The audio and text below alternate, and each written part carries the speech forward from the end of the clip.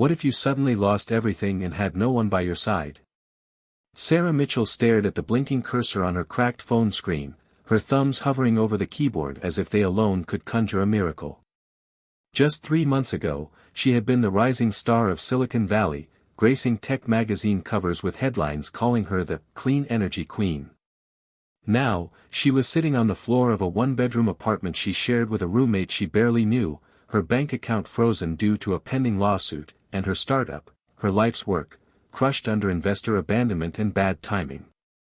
Her fingers trembled as she scrolled through a news article that had just popped up, Elon Musk to appear at charity gala in San Francisco. Her first reaction was to scoff. People like him weren't reachable. People like her didn't just stumble into rooms where billionaires made deals over champagne. But then something sparked in her gut. It wasn't hope exactly. It was hunger. Desperation dressed up as drive. Something in her brain whispered that if she wanted to reclaim any part of her life, she had to do something radical. She clicked on the event link. Tickets were ludicrously expensive, $5,000 for general admission. But then she saw a button at the bottom that read, Scholarship Pass, apply here. Without thinking, she filled it out, detailing her work in clean energy and her startup's downfall. She didn't even proofread. She just hit send. And then, miraculously, 2 days later, an email confirmed her admission. That's how she found herself standing outside the Corinthian Grand Ballroom on a Friday evening, her second-hand gown clinging to her ribs, praying that her scuffed heels wouldn't break on the marble floor. Everyone inside looked like they belonged in a movie. Diamonds, tuxedos, world leaders, influencers. The kind of people who only speak in buzzwords and billion-dollar deals. She felt like an imposter. But she didn't let it show. As she entered, the hall swallowed her in gold light and classical music. Crystal chandeliers danced above as servers moved like shadows with trays of canapés. She walked slowly, scanning the crowd, trying not to look like she was scanning the crowd. That's when she saw him.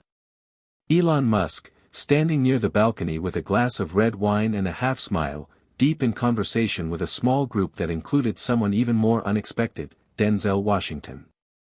Denzel? She blinked. He was dressed sharply in a charcoal suit and listening intently, nodding occasionally. Elon said something that made the group laugh. Denzel clapped him on the shoulder. Sarah's chest tightened. What was she going to do? Walk up to 2 of the most influential men in the world and pitch herself like she was at a career fair? Her stomach turned. She started backing away, toward the exit, when a voice cut through the crowd. Don't look now, but I think Elon just noticed you. She turned and saw a man she didn't recognize, mid-30s, glasses, sharp suit, grinning as he tilted his head. You're Sarah Mitchell, right? From EcoSpark? She hesitated, then nodded. Yeah, I was. He reads everything, the man said. Might be a good night for you. The man disappeared into the crowd. Sarah swallowed hard. She turned and saw Elon making his way toward her. She couldn't move. Couldn't breathe. And then he was there. Sarah Mitchell, he said, extending his hand. You built the modular solar cell network that integrated urban data grids, right? She nodded, dumbfounded. I read about your collapse. Wrong investors, wrong market, but brilliant design. You made things smaller and smarter. That's rare. She blinked. Thank you, Mr. Musk. Call me Elon, he said. I've got an initiative I'd like your input on. Something quiet. Experimental. Big. Can you come by the lab on Tuesday? She felt like she'd been electrocuted. Yes. Absolutely. I can. Just then, Denzel stepped up beside him, smiling warmly.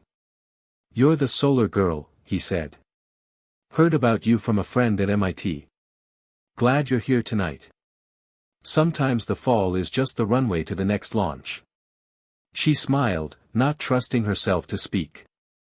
Denzel winked and turned back to the group. Elon gave her a slight nod. Tuesday. 10 a.m. And with that, he walked away. She stood frozen, trying to process what had just happened. Had she just been invited by Elon Musk to work on a secret energy initiative, in front of Denzel Washington? She wanted to laugh, scream, cry, all at once. Instead, she walked slowly to the edge of the room and slipped out onto the balcony. The city below shimmered, thousands of lights blinking like digital fireflies. Her phone buzzed. A friend texted, "How's the gala?" She stared at the message. Then typed, "You're not going to believe this." She put the phone away, gripping the balcony rail. This wasn't the end. This wasn't even the middle. This was the beginning of something she couldn't yet name. Somewhere deep inside, a tiny voice whispered, "This is your chance. Don't screw it up." She took a deep breath and whispered back, "I won't." So hit subscribe and leave a comment with where you're watching from. This story might just spark a new beginning. What's one thing that always pushes you forward, even when things get tough? Hit subscribe and leave a comment with where you're watching from. This story might just spark a new beginning. What's one thing that always pushes you forward, even when things get tough? Sarah Mitchell wasn't sleeping. Not really. She lay in bed, staring at the ceiling of her tiny apartment with the glow of city lights slicing through her blinds, replaying the gala in her head over and over. Elon Musk. Denzel Washington. Her name spoken by people she thought existed only on the other side of a television screen or tech magazine. And now there was Tuesday. A meeting. An opportunity. Maybe her only one. She had exactly 74 hours to prepare, but for what, she didn't know. She couldn't call anyone. Not her ex-co-founder who had ghosted her the minute the funding dried up. Not her old MIT professor, who once said she was the most promising student he'd had in 20 years and then quietly unfollowed her on LinkedIn after EcoSpark's crash. She was alone, but strangely, she wasn't afraid. She wasn't drifting anymore. She was charging. Her brain clicked back into that dangerous rhythm it used to know. Where ideas took on shape and urgency and her thoughts raced ahead of time. The next morning, she skipped breakfast, coffee, everything, and sat at her desk drafting the biggest mind map of her life. What problems was Musk trying to solve that weren't already public? She reviewed every SpaceX, Tesla, and Boring Company white paper she could access, searching for gaps. She kept going for 3 days. Barely sleeping. Living on protein bars and instant ramen. By Monday night, she had a folder filled with prototype concepts, slides, handwritten notes, and speculative models based on satellite urban energy usage patterns in South Asia and Africa. She didn't know what Elon wanted her to do, but she'd be ready. Tuesday morning came cold and gray. Sarah put on her only professional outfit, black slacks, a fitted blazer, and a pale green blouse that almost matched the seafoam walls of her old EcoSpark headquarters. Her hair was tied back in a loose twist, her laptop bag slung over one shoulder. Her shoes were clean but worn. No makeup. She wanted to show up as herself, not some polished clone of a tech bro's fantasy. The address led her to an unmarked building on the outskirts of the city, surrounded by electric fences and patrolled by discreet security. When she gave her name at the gate, the guard simply nodded and waved her in.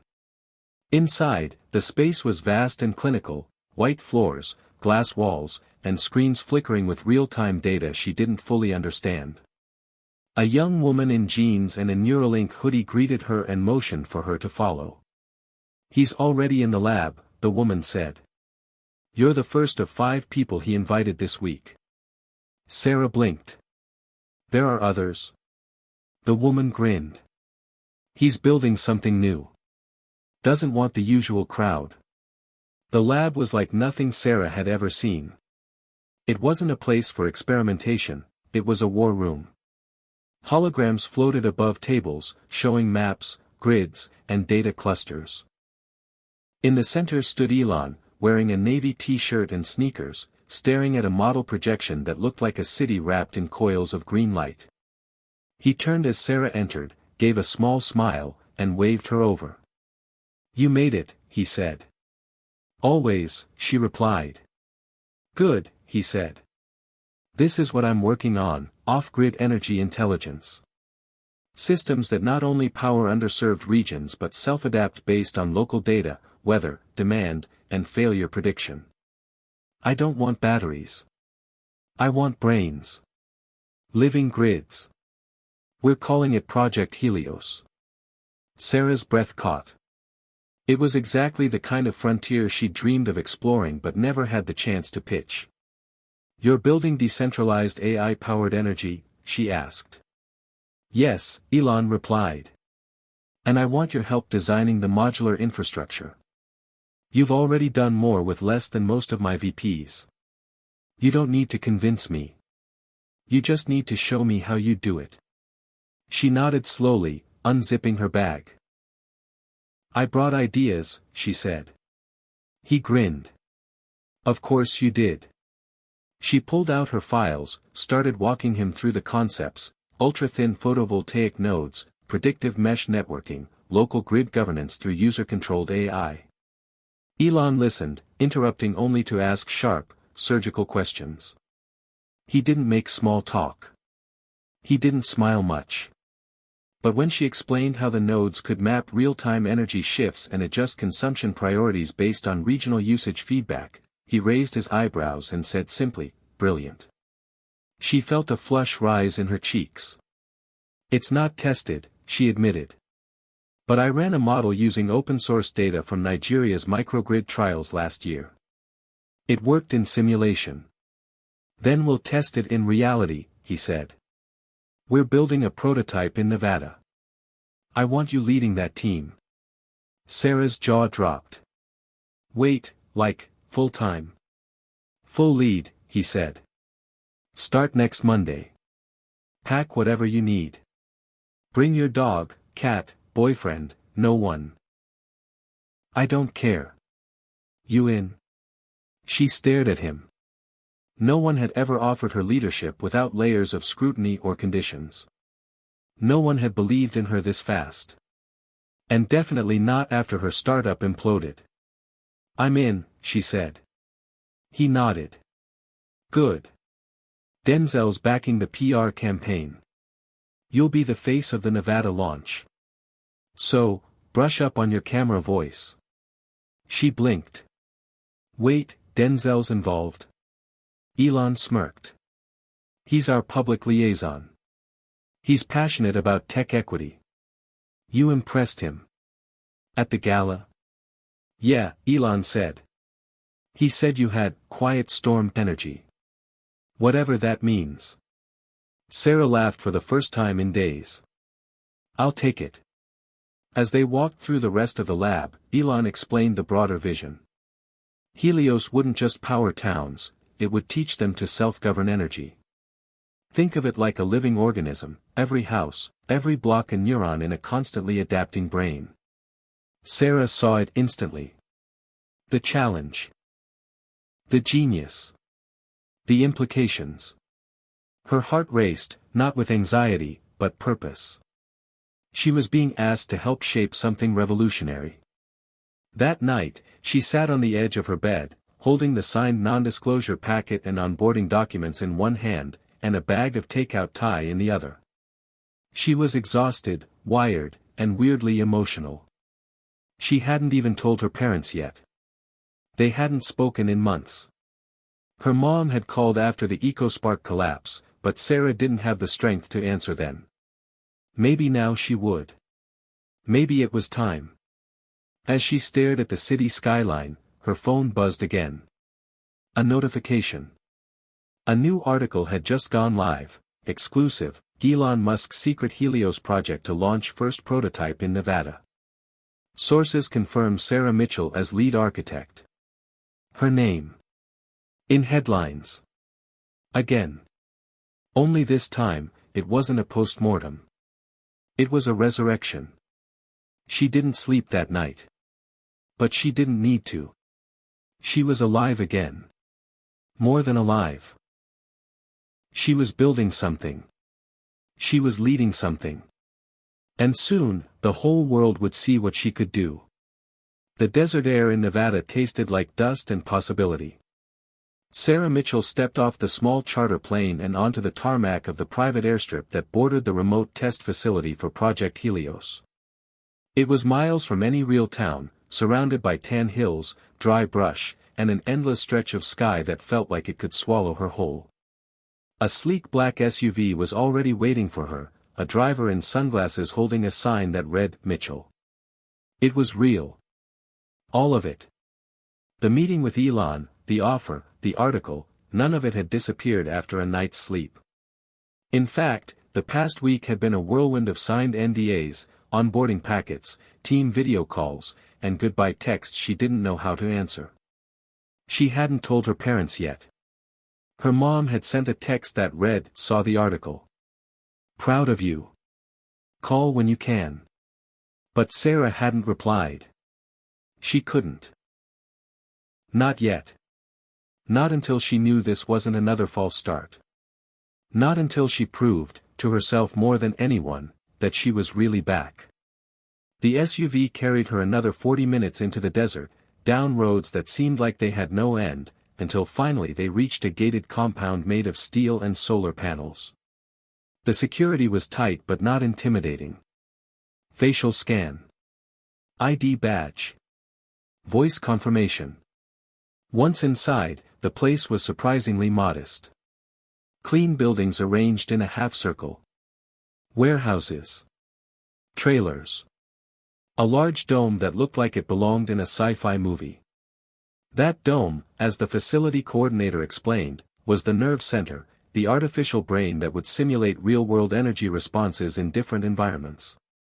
Inside, Sarah found a team of engineers, coders, and analysts already assembling. Many of them looked young. Hungry. A few were older, industry veterans who had clearly left high-paying jobs for something that felt like a moonshot. Elon wasn't there yet. He was at Starbase overseeing a launch, but his voice came through a large screen that dominated the lab's main conference area. "This isn't about making money," he said. "This is about creating something that lives without us. Something that keeps the lights on when we're gone. The old energy model is dead. Helios isn't just a system, it's a species." The room was quiet as he signed off. Then, all eyes turned to Sarah. It hit her harder than she expected. They weren't looking at her as some token leader. They were waiting. For direction. For clarity. For vision. Her voice needed to carry more than data now. It needed to carry belief. "We're not here to follow rules," she said. "We're here to write new ones. We're not building a product. We're building the first self-governing energy system in human history. That means you're not just engineers. You're architects of independence. So if you're here to play it safe, please leave now." No one moved. Instead, someone clapped. Then another. Soon the room was filled with the kind of applause that comes from people who want to believe in something again. That night, Sarah didn't sleep. Instead, she walked the site alone, the cool desert wind brushing against her face as she looked up at the stars. She'd never felt more responsible for something. Never felt so deeply in the center of a future she once thought had passed her by.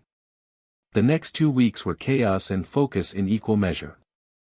Sarah led design sprints and late-night tests. Her team built mock nodes, pushed software updates, coded AI decision trees that mimicked user behavior. There were setbacks. Power surges. Signal drops. False data reads. But every time something failed, Sarah refused to let it define the moment. Instead, she turned failure into fire. She made herself available at all hours. Ate lunch with the junior engineers. Asked the quietest people in the room for their ideas. She remembered what it was like to be overlooked. She refused to let anyone here feel that way. Elon checked in twice a week via holocall. Short, sharp feedback. No fluff. He liked efficiency, but he loved ingenuity. When one of the interns hacked a faster data collection tool, Elon gave him a $10,000 bonus on the spot. "We reward ideas," he said. "Not resumes."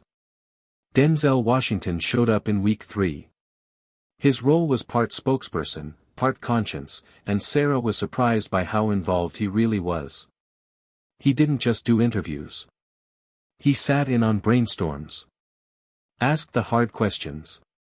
"Who owns the power when you leave?" he asked during one heated design review. "What happens if this becomes another tool for the powerful instead of the people?" Sarah didn't dodge the question. She'd already been thinking about that exact issue. "We're coding ethics into the AI," she said. "Decision-making will favor community-level input. Local governance. Anonymous feedback loops. No single authority." Denzel nodded slowly. "Just make sure those feedback loops can't be bought." His presence brought something new to the team, gravity. Sarah was grateful for it. With the prototype nearing readiness, they scheduled the first full system trial for Friday.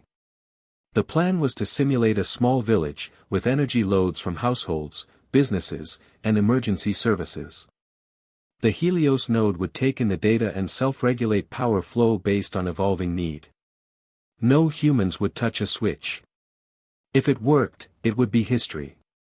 The night before the test, Sarah sat alone in the dome, staring at the blinking lights of the system's core. She thought of her old office, now probably a WeWork. She thought of her co-founder, who had once called her paranoid for not wanting to sell early. She thought of her mother, probably sitting at the kitchen table reading that same article again, wondering when her daughter would call. She took out her phone. Typed a message. Deleted it. Typed again. This time, she hit send. "Hey Mom. I'm okay. Big test tomorrow. If it works, you'll see it on the news." At exactly 10 a.m. Friday morning, the test began. Engineers sat at monitoring stations. Cameras rolled. Denzel stood next to Sarah, his expression unreadable. The Helios node blinked to life. Data flowed in. Virtual households turned on lights. A simulated hospital experienced a power spike. The system hesitated, then rerouted energy from non-essential sources in under 2 seconds. The grid held. Then a business requested high voltage for machinery. The AI declined, explaining via a user interface that current demand prioritized life-saving equipment. The business was rescheduled for later in the day. The crowd watching from the control room gasped. "It made a judgment call," someone whispered. "A good one." By 10:30, the simulated grid was stable, efficient, and balancing energy autonomously. No outages. No waste. No humans needed. Sarah turned to Denzel. He was grinning. "Well," he said, "you just changed the damn game." Elon called in 5 minutes later. One sentence. "Prepare for rollout." That night, news broke across every major tech channel. Helios prototype succeeds, Sarah Mitchell's redemption arc is the future of energy. Sarah watched the coverage in silence, surrounded by her team. Champagne bottles popped. Hugs were exchanged. People laughed and cried. But Sarah just sat quietly, watching the simulation replay. Not because she doubted the success, but because she knew this was only the beginning. The test was local. The world was vast. And she wouldn't stop until Helios wasn't just a system, but a right. Energy as a right. Power by the people. For the people. And as she walked outside into the dark Nevada night, she whispered to the stars, "We're not done yet." Sarah Mitchell barely had time to breathe after the successful Helios prototype launch before the next challenge arrived, this time in the form of a 2 a.m. phone call from Elon Musk. The ringtone pulled her out of a rare, shallow sleep in her temporary trailer. She blinked at the screen in the darkness, the caller ID reading simply EM. She slid to answer and sat up straight. Sarah. Great job today, Elon said without any preamble. Need you in Austin by tomorrow morning. Bring your designs. Don't tell the press. Private airfield's been arranged. Then the line went dead. No further details. Just a sudden change in direction, the kind that Elon Musk was infamous for, the kind that kept people either 2 steps behind or sprinting to stay in his orbit. She didn't hesitate. By noon, she was stepping onto a Gulfstream jet with a laptop bag and a head full of ideas, heart pounding in rhythm with the engines. Austin was humid and charged with tension. Elon's private research campus outside the city looked like a futuristic compound rising out of farmland, clean, geometric buildings laced with solar shielding and AI surveillance systems tracking every movement of birds, clouds, vehicles. It wasn't just a lab, it was a living experiment. As soon as Sarah landed, she was taken through biometric gates and escorted into a black glass tower at the heart of the property. Inside, a situation room buzzed with energy. Giant screens displayed real-time footage from several countries, Ghana, India, Indonesia, highlighting areas of frequent power outages, erratic supply, even political protests linked to energy shortages. Elon stood in the middle, speaking quickly to a group of senior advisors, each holding tablets and shifting uneasily. When Sarah entered, Elon turned to her and simply said, "We're going global now." Faster than expected. The Nevada test caught attention. Governments are calling. We need to accelerate Helios deployment to real-world sites.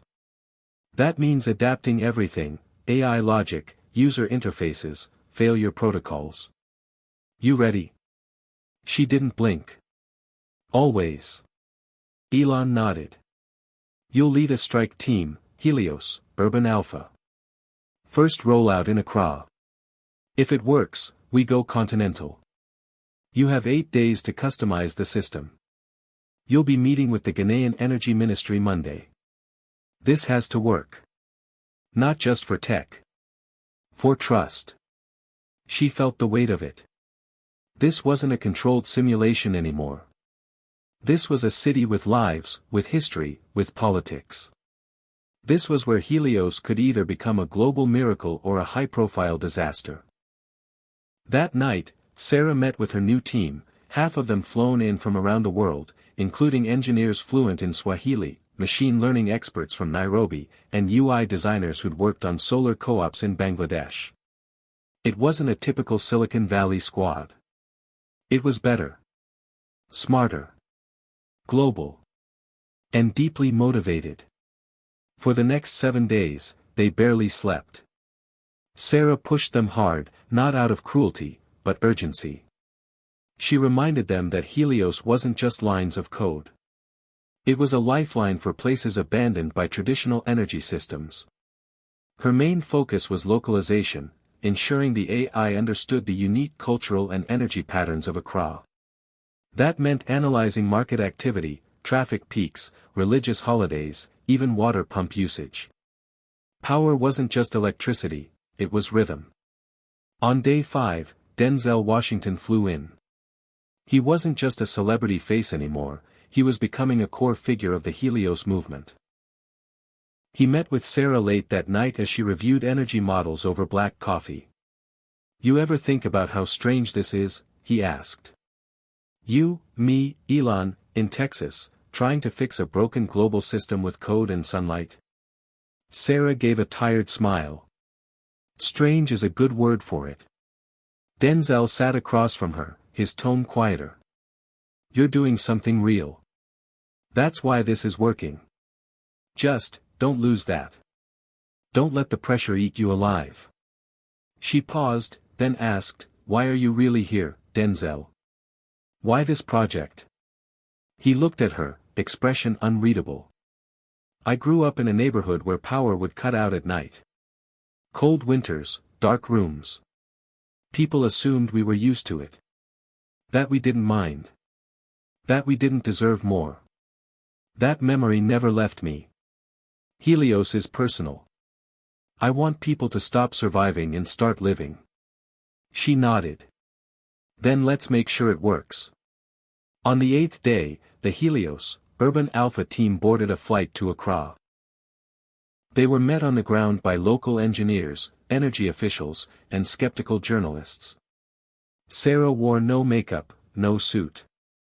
Just jeans, a gray t-shirt, and a mind burning with urgency.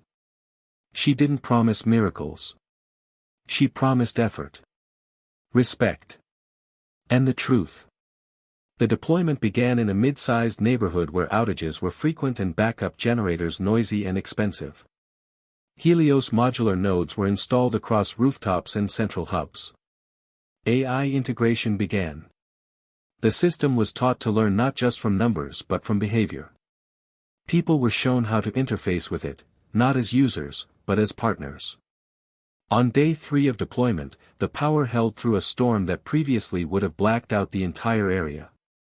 On day 5, the system rerouted energy during a heat spike to prioritize refrigeration and elder care. Word spread. Local news crews arrived. Community leaders called it a gift. Some called it justice. Sarah called it just the beginning. Then came the pushback. On day 6, a formal complaint was filed by a regional utility company accusing Helios of disruptive interference. Sarah was summoned to an emergency council meeting. She stood before 20 officials, some neutral, some openly hostile. Helios is not here to replace your grid, she said calmly. It's here to support what the grid can't reach. It's about autonomy. We're not selling power. We're empowering people. One man asked, and who controls it once you leave? Sarah didn't flinch. You do. The AI is open source. The energy is free. There's no subscription. No backdoor. No catch. A long silence followed. Then a woman at the back of the room spoke. Let it stay. My mother's clinic didn't lose power last night. First time in 2 years. The motion passed. Helios would stay. Sarah stepped outside into the humid Accra night, exhausted, sweat clinging to her back, her heart pounding, not from fear, but from awe. They'd done it. Not perfectly. Not permanently. But enough to prove the world could shift. That night, Elon called again. Denzel's going public with the results. CNN interview tomorrow. You're flying back to Austin. Pack your thoughts. She was on another plane 24 hours later, sitting next to Denzel, reviewing press briefings and potential questions. He turned to her mid-flight and said, "You realize this is the moment where the world starts paying real attention, right?" She nodded. And they'll try to tear it down just as fast. He smiled. Let them try. The interview went live on Friday. The headline read, Denzel Washington and Elon Musk's clean energy gambit, meet the woman leading the charge. The world saw her face. Heard her voice. Watched her talk not about technology, but about humanity. About dignity. About what it means when the lights never go out in the places history forgot. And somewhere in a modest kitchen in Ohio, her mother watched with tears in her eyes, whispering to no one in particular, she did it. But Sarah Mitchell wasn't celebrating. She was already back in the lab, eyes on the screen, mapping the next deployment site. There were still too many dark places in the world. And she intended to light them all. 3 weeks after the Helios prototype test stunned the tech world, Sarah Mitchell found herself standing under the unforgiving sun of Lagos, Nigeria, her boots coated in red dust, her shirt soaked through with sweat, and her mind firing on all cylinders. She had barely unpacked from Nevada when Elon sent her a single-line message, Lagos next. Real-world rollout. You lead. No explanation, no strategy deck, no support team, not yet. Just coordinates, a budget, and full authority to build Helios where it mattered most. She hadn't hesitated. The Lagos pilot wasn't just another test, it was the first true deployment in a region that needed real change. Not a simulation. Not a sandbox. Real people. Real stakes. It was everything she had ever dreamed of and more terrifying than she'd ever imagined. Sarah had read the reports. Nigeria had long struggled with unreliable power grids, frequent blackouts, and infrastructure too fractured to support modern growth. Generators choked the air in most neighborhoods. Energy was currency, and power cuts were political. If Helios could work here, it could work anywhere. She had landed at Murtala Muhammad Airport with nothing but a suitcase, her laptop, a translator hired through a local tech non-profit, and the fire of Nevada still in her chest. Elon told her to move like lightning, so she did. Within 3 days, she had a small compound rented in Ajij, a gritty but vibrant district where the need was real and the people were skeptical. She met with local engineers, community leaders, and neighborhood heads. She listened first, which surprised them. Most foreign teams came in with lectures. Sarah came with questions. What hours did outages happen? Who made decisions? What happened to the elderly during blackouts? How did families adapt? How did children study when the lights went out? She sat in homes made of concrete and corrugated metal, sipping sugary tea, watching mothers boil water over gas stoves. She walked markets where power flickered unpredictably and vendors kept backup lamps ready.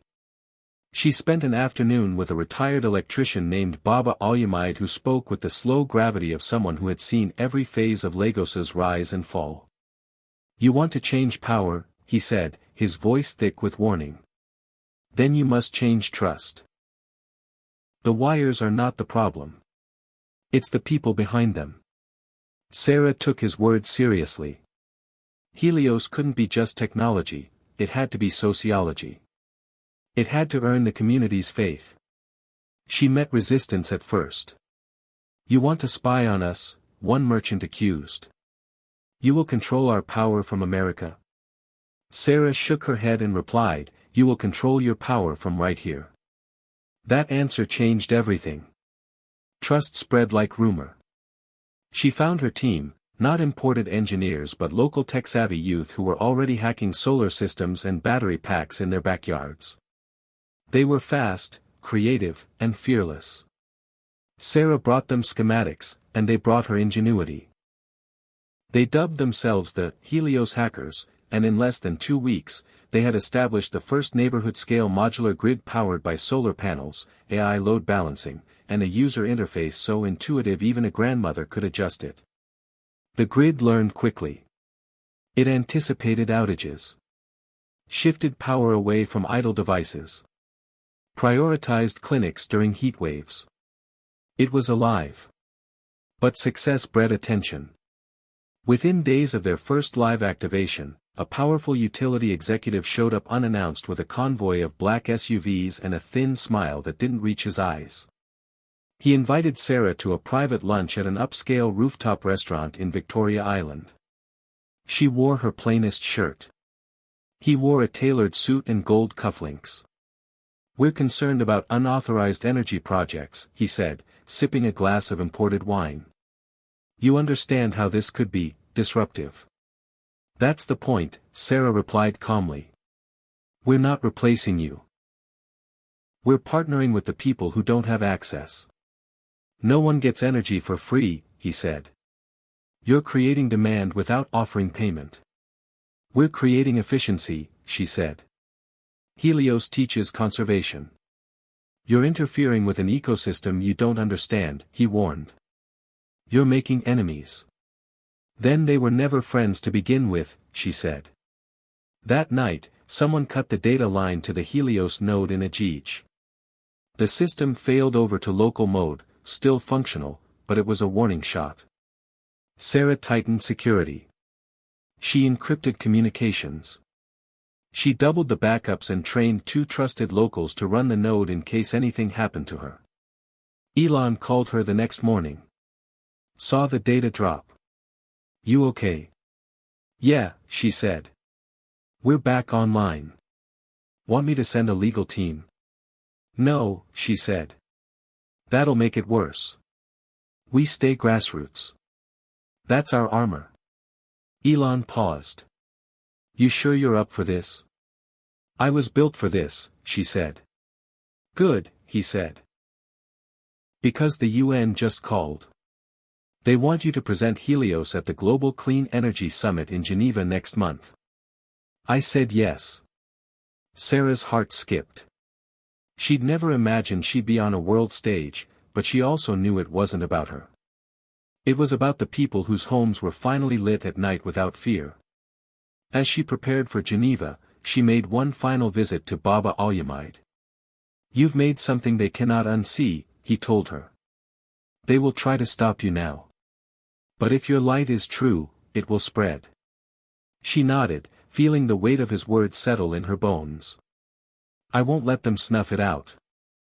She flew to Geneva with a portable node in her luggage, photos of Ajij's transformation, and a short film made by one of the Helios hackers using only solar-powered devices. The summit hall was packed with world leaders, journalists, and billionaires. Sarah walked onto the stage in her usual simple attire, took a breath, and began. Energy isn't just about power, it's about dignity, she said. In Ajij, Lagos, we didn't just flip a switch. We gave people the ability to control their lives, their futures. Helios isn't owned by a company. It's owned by the community. It learns from them. It listens to them. And it works. She showed the data. The video. The testimonies. She ended with a single photo, a grandmother sitting beneath a single, glowing bulb, reading a book to her granddaughter in perfect peace. The audience stood.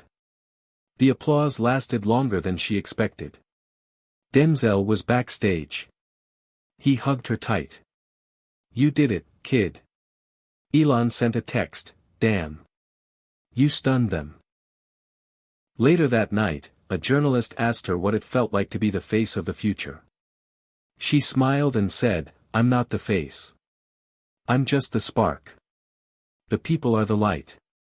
And that's how the movement began, not in a lab, not on a balance sheet, but in a neighborhood where trust, courage, and one stubborn woman turned dust into fire and silence into electricity. Geneva was polished, cold, and impossibly precise, the kind of city where the sidewalks looked like museum floors and the people wore silence like designer clothing. For Sarah Mitchell, fresh off the grit and glory of Ajij, it felt like a dream she wasn't sure she wanted to be in. But the impact of her speech at the Global Clean Energy Summit was unmistakable. She'd walked off stage as the unknown woman who powered a Nigerian neighborhood and walked into global headlines as the energy revolutionary. Photos of her in that modest blazer, standing beside the Helios node with one hand on the interface and the other pointing at a real-time dashboard, lit up the internet. Tech blogs praised her as the next Musk-level visionary. Humanitarian groups begged for partnerships. Politicians reached out with smiles and offers she didn't trust. For once, the world wasn't just paying attention, they were asking for her by name. But Sarah didn't stay for the after-parties. She ducked out the back of the conference center with her laptop bag, her translator friend from Lagos, and a brain full of unfinished code. While reporters buzzed about the next Davos panel, Sarah boarded a night train to Berlin, where a quiet satellite lab was testing the next Helios firmware against winter data collected from rural Iceland. She didn't need a trophy. She needed results. That was her fuel. But as momentum built, so did the pressure. In Berlin, a cryptic email arrived from a source Sarah didn't recognize, a whistleblower within a global energy consortium. The message was short and unsettling, they're watching you. Helios threatens more than you know. Be careful who you trust. They're planning to discredit your next test. Sarah's hands froze over her keyboard. She read the email 3 more times, then encrypted it and buried it in a secure folder. She didn't tell Elon. Not yet. She wasn't even sure he'd be surprised. She knew how many billions were locked inside the old power grid, how many lobbies, contracts, and pipelines stood to lose everything if Helios kept proving itself. But she also knew this was the cost of disruption. She'd faced worse with less. So she pushed on. From Berlin, she moved to Bangalore, where the next Helios deployment was set to begin. This one was ambitious. A full-scale integration across 2 city blocks of mixed residential and commercial use, partnering with local urban planners and engineers who had already begun sketching a new kind of neighborhood around Helios's capabilities. They weren't just using energy differently, they were designing lives around it. Rooftop solar nodes connected like neurons. Smart batteries responded to usage spikes in real time. People didn't just consume, they participated. Each block became a tiny, self-aware ecosystem. And for a while, everything worked. Until it didn't. On the 6th day of the pilot, just as Helios was stabilizing across its target zone, the system went dark for 12 terrifying minutes. Sarah was in the lab when it happened. First, the lights flickered. Then the dashboards went blank. Emergency protocols kicked in, but the core node refused to respond. The backup AI loop froze mid-sequence. It was like the entire brain had suffered a stroke. Her team scrambled. Sarah dove into the diagnostics, sweat pouring down her neck, heart hammering with the sick thud of impending collapse. Then, just as suddenly as it failed, the system rebooted. But something had changed. The interface had been rewritten. One line of code, a subtle command rerouting data to an external server she hadn't authorized. Someone had tampered with Helios. Someone had breached it. Sarah's blood ran cold. She ordered a full lockdown of the Bangalore node, cut off all remote access, and flew the hard drives out herself to a secure facility Elon had set up in Sweden. He met her at the door. For once, he looked concerned. "You were right not to tell me earlier," he said, after reviewing the breach. "This is bigger than a hack. This is corporate warfare. Someone's trying to hijack the brain of Helios." "Why?" she asked. "Because if they control it, they control the narrative," Elon replied. "They can make it fail publicly. Or worse, make it obey." Sarah leaned against the wall, hands shaking. "So what do we do?" Elon looked at her with an intensity that reminded her why people followed him through fire. "We go dark," he said. "We stop the rollout. Pull every node back into quarantine. We rebuild the architecture with quantum encryption. And we hunt whoever did this." Sarah nodded. She hated it, hated losing momentum, but she understood. Integrity was everything.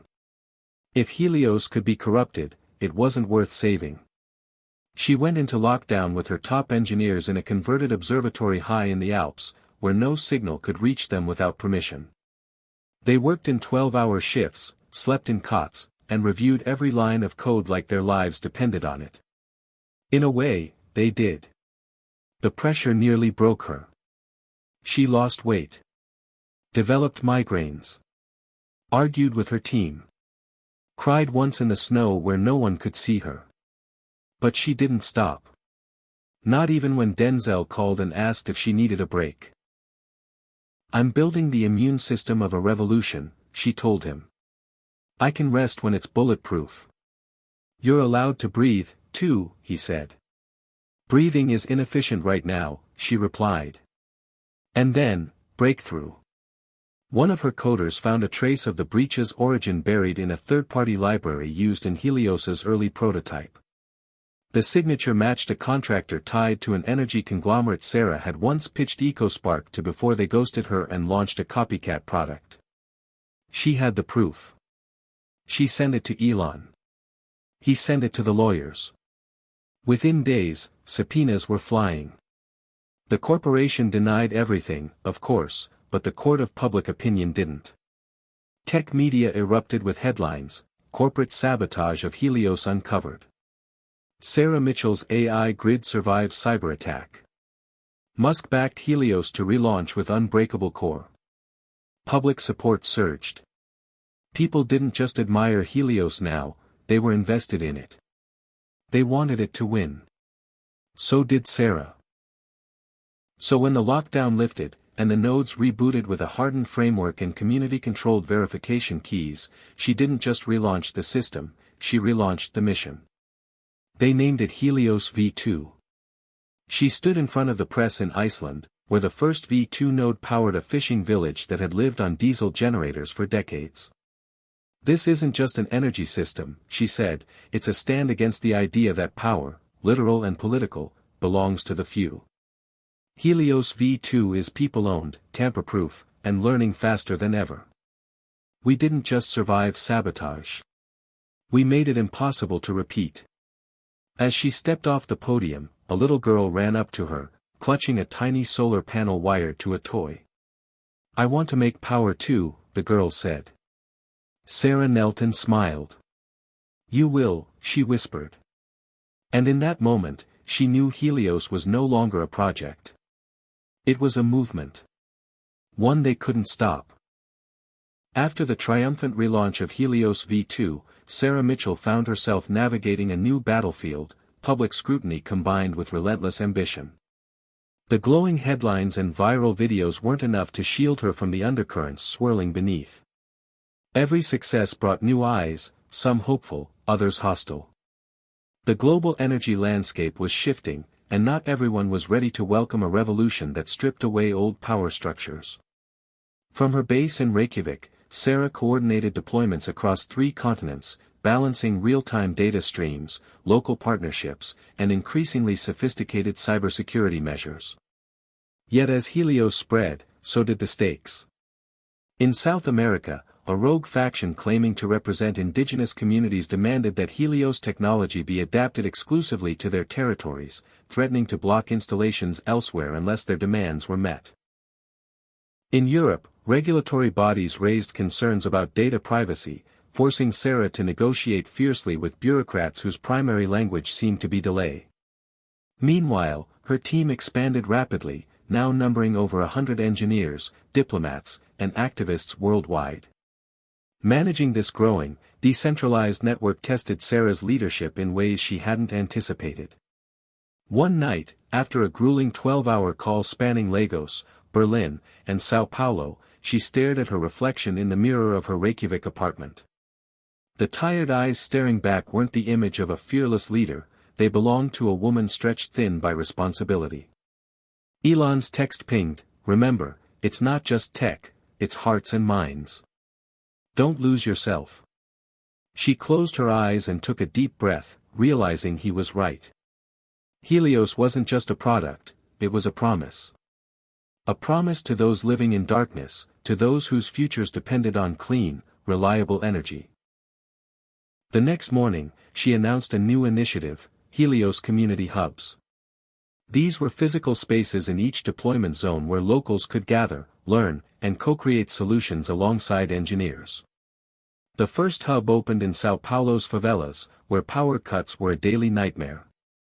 Here, Sarah witnessed something unexpected: children who had never seen a solar panel before running their fingers over the glass, elders sharing stories about blackout nights, and teenagers teaching elders how to use smartphones connected to Helios's apps. This was the human side of her work, a reminder that technology was only as powerful as the people who wielded it. But the challenges persisted. In the Middle East, Helios installations faced sabotage from factions opposed to any foreign-led innovation.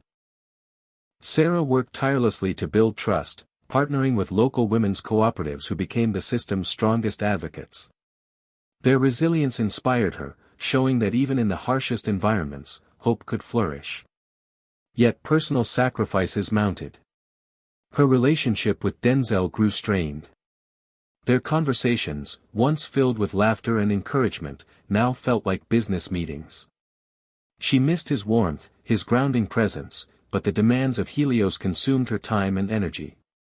One evening, during a rare phone call, Denzel confessed, "I'm proud of what you're doing, Sarah, but I worry you're losing yourself." His words cut deep. She realized she hadn't just been fighting external battles, she was losing touch with who she was beneath the armor of responsibility.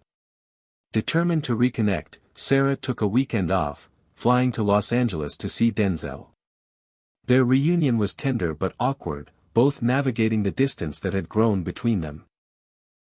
Over coffee in a quiet cafe, they talked not about Helios, but about dreams, fears, and the life they hoped to build beyond the headlines.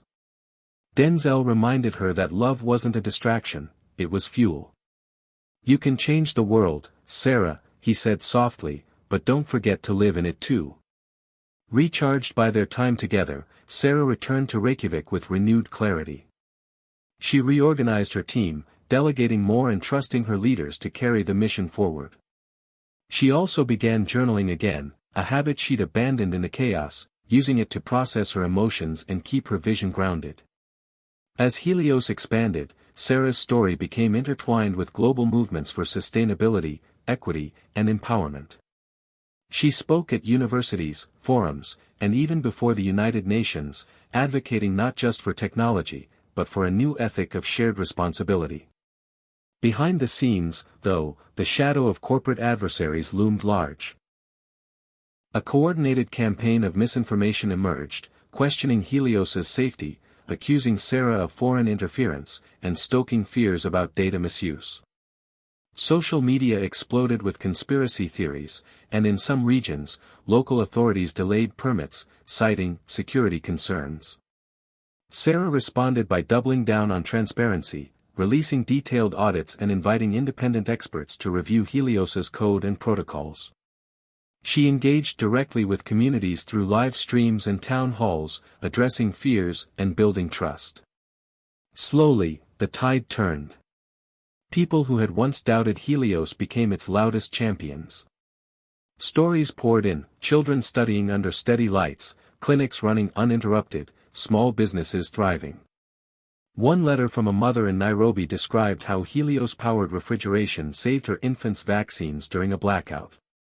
These stories fueled Sarah's resolve, reminding her of the human faces behind every data point. The pressure, however, took a toll on her health. Exhaustion led to fainting spells, and during a critical deployment in Mumbai, she collapsed during a public demonstration. Rushed to a hospital, doctors diagnosed severe burnout and warned her to slow down. Facing the reality of her limits was humbling. Sarah realized that to sustain the revolution, she had to sustain herself. She began therapy, embraced mindfulness practices, and reconnected with her family in Denver, drawing strength from their support. As the year closed, Helios had illuminated over 1 million homes worldwide. Sarah's vision was no longer a distant dream but a global reality. Yet she knew the journey was far from over. New challenges awaited, integrating Helios with emerging technologies like hydrogen fuel cells, addressing climate-induced migration and its impact on energy demand, and navigating the complex geopolitics of a world in transition. But Sarah faced the future with a fierce hope forged in the fires of struggle and triumph. One evening, as she stood on a balcony overlooking Reykjavik's shimmering fjord, her phone buzzed with a message from Elon, ready for the next jaw-dropping moment. She smiled, fingers poised over the keyboard. Always. And with that, the next chapter of Helios, and Sarah's life, was just beginning. Sarah's inbox was flooded as the Helios project gained unprecedented momentum. Invitations poured in from governments, nonprofits, and private sectors eager to collaborate, yet every new opportunity carried hidden risks. After the global unveiling of Helios V2, Sarah found herself at the center of a whirlwind not just of technological innovation but of political intrigue and strategic maneuvering. The latest message came from an unexpected source, the United States Department of Energy. They wanted Helios integrated into a pilot program aimed at stabilizing power grids in vulnerable American cities battered by climate change. Sarah stared at the email long after the glow of her laptop dimmed. This was different from anything she'd tackled before, a chance to prove Helios's worth on American soil, under the intense scrutiny of federal regulators, local governments, and skeptical utility companies entrenched in the old ways. There was no margin for error. She called Elon immediately, and the conversation was electric. "Sarah," he said, voice low but excited, "this is the moment. If Helios can revolutionize energy here, it's a signal to the entire world. But the opposition will be fierce. She knew what he meant. The entrenched power interests, the lobbyists, the legacy companies with billions at stake, they would do everything to slow her down or sabotage the initiative. But Sarah also felt the weight of responsibility, especially knowing that millions of Americans in places like Detroit and New Orleans suffered from outdated infrastructure and chronic blackouts. She agreed to lead the pilot in Detroit, partnering with city officials and community organizers focused on equitable access to clean energy. Arriving in Detroit, Sarah was struck by the city's resilience amid decay, the murals on crumbling walls, the community gardens blooming amid vacant lots, and people fighting to reclaim their neighborhoods. This was a battleground for renewal, and Helios could be a beacon. The pilot targeted 3 neighborhoods suffering from frequent power outages. Helios nodes were installed on rooftops, streetlights, and community centers, designed to create a self-healing, decentralized grid that could keep the lights on even during storms. But the rollout wasn't smooth. Early on, a series of mysterious glitches caused intermittent failures. A Helios node shut down unexpectedly during a community event, plunging a block into darkness and sparking local frustration. Rumors spread quickly, fueled by a media outlet with ties to fossil fuel interests questioning Helios's reliability and safety. Sarah spent hours in community meetings, listening, explaining, and calming fears. She realized that technology alone wasn't enough, she had to build trust, repair relationships, and show up as a human leader. One evening, after a heated town hall, an elderly woman approached her. "Honey," she said, "we've seen a lot of promises come and go. If this is going to work, we need to know you're here for us, not just the headlines." Sarah nodded, feeling the weight of that truth. She committed to living in the neighborhood during the pilot, walking streets, talking to residents, and involving them directly in the system's monitoring and management. Slowly, the tide turned. The glitches were traced to a software conflict caused by outdated municipal sensors, fixed through rapid patches developed by Sarah's team. When a powerful storm hit Detroit, knocking out the main grid, Helios nodes isolated and sustained power for critical facilities, hospitals, schools, and emergency centers, proving their resilience. News outlets shifted tone, running stories of how Helios saved lives and kept communities safe. But the success attracted new challenges.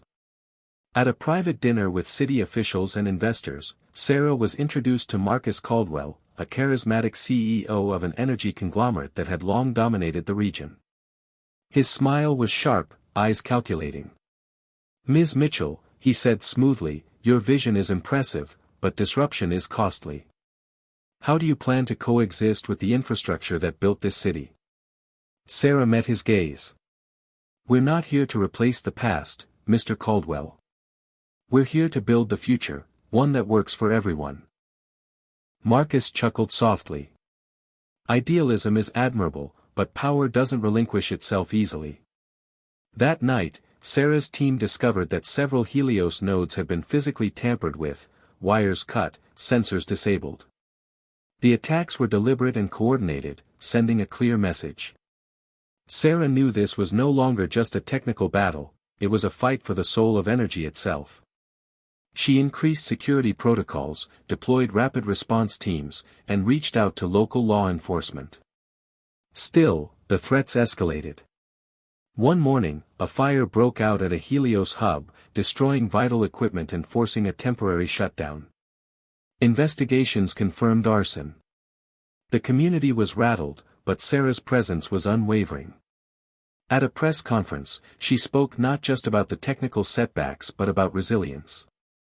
"Every step forward comes with obstacles," she said. "But together, we will light the way." As the pilot neared its 6-month mark, data showed a remarkable drop in outages and energy costs. Local businesses reported increased productivity, schools saw improved attendance, and residents experienced a new sense of security.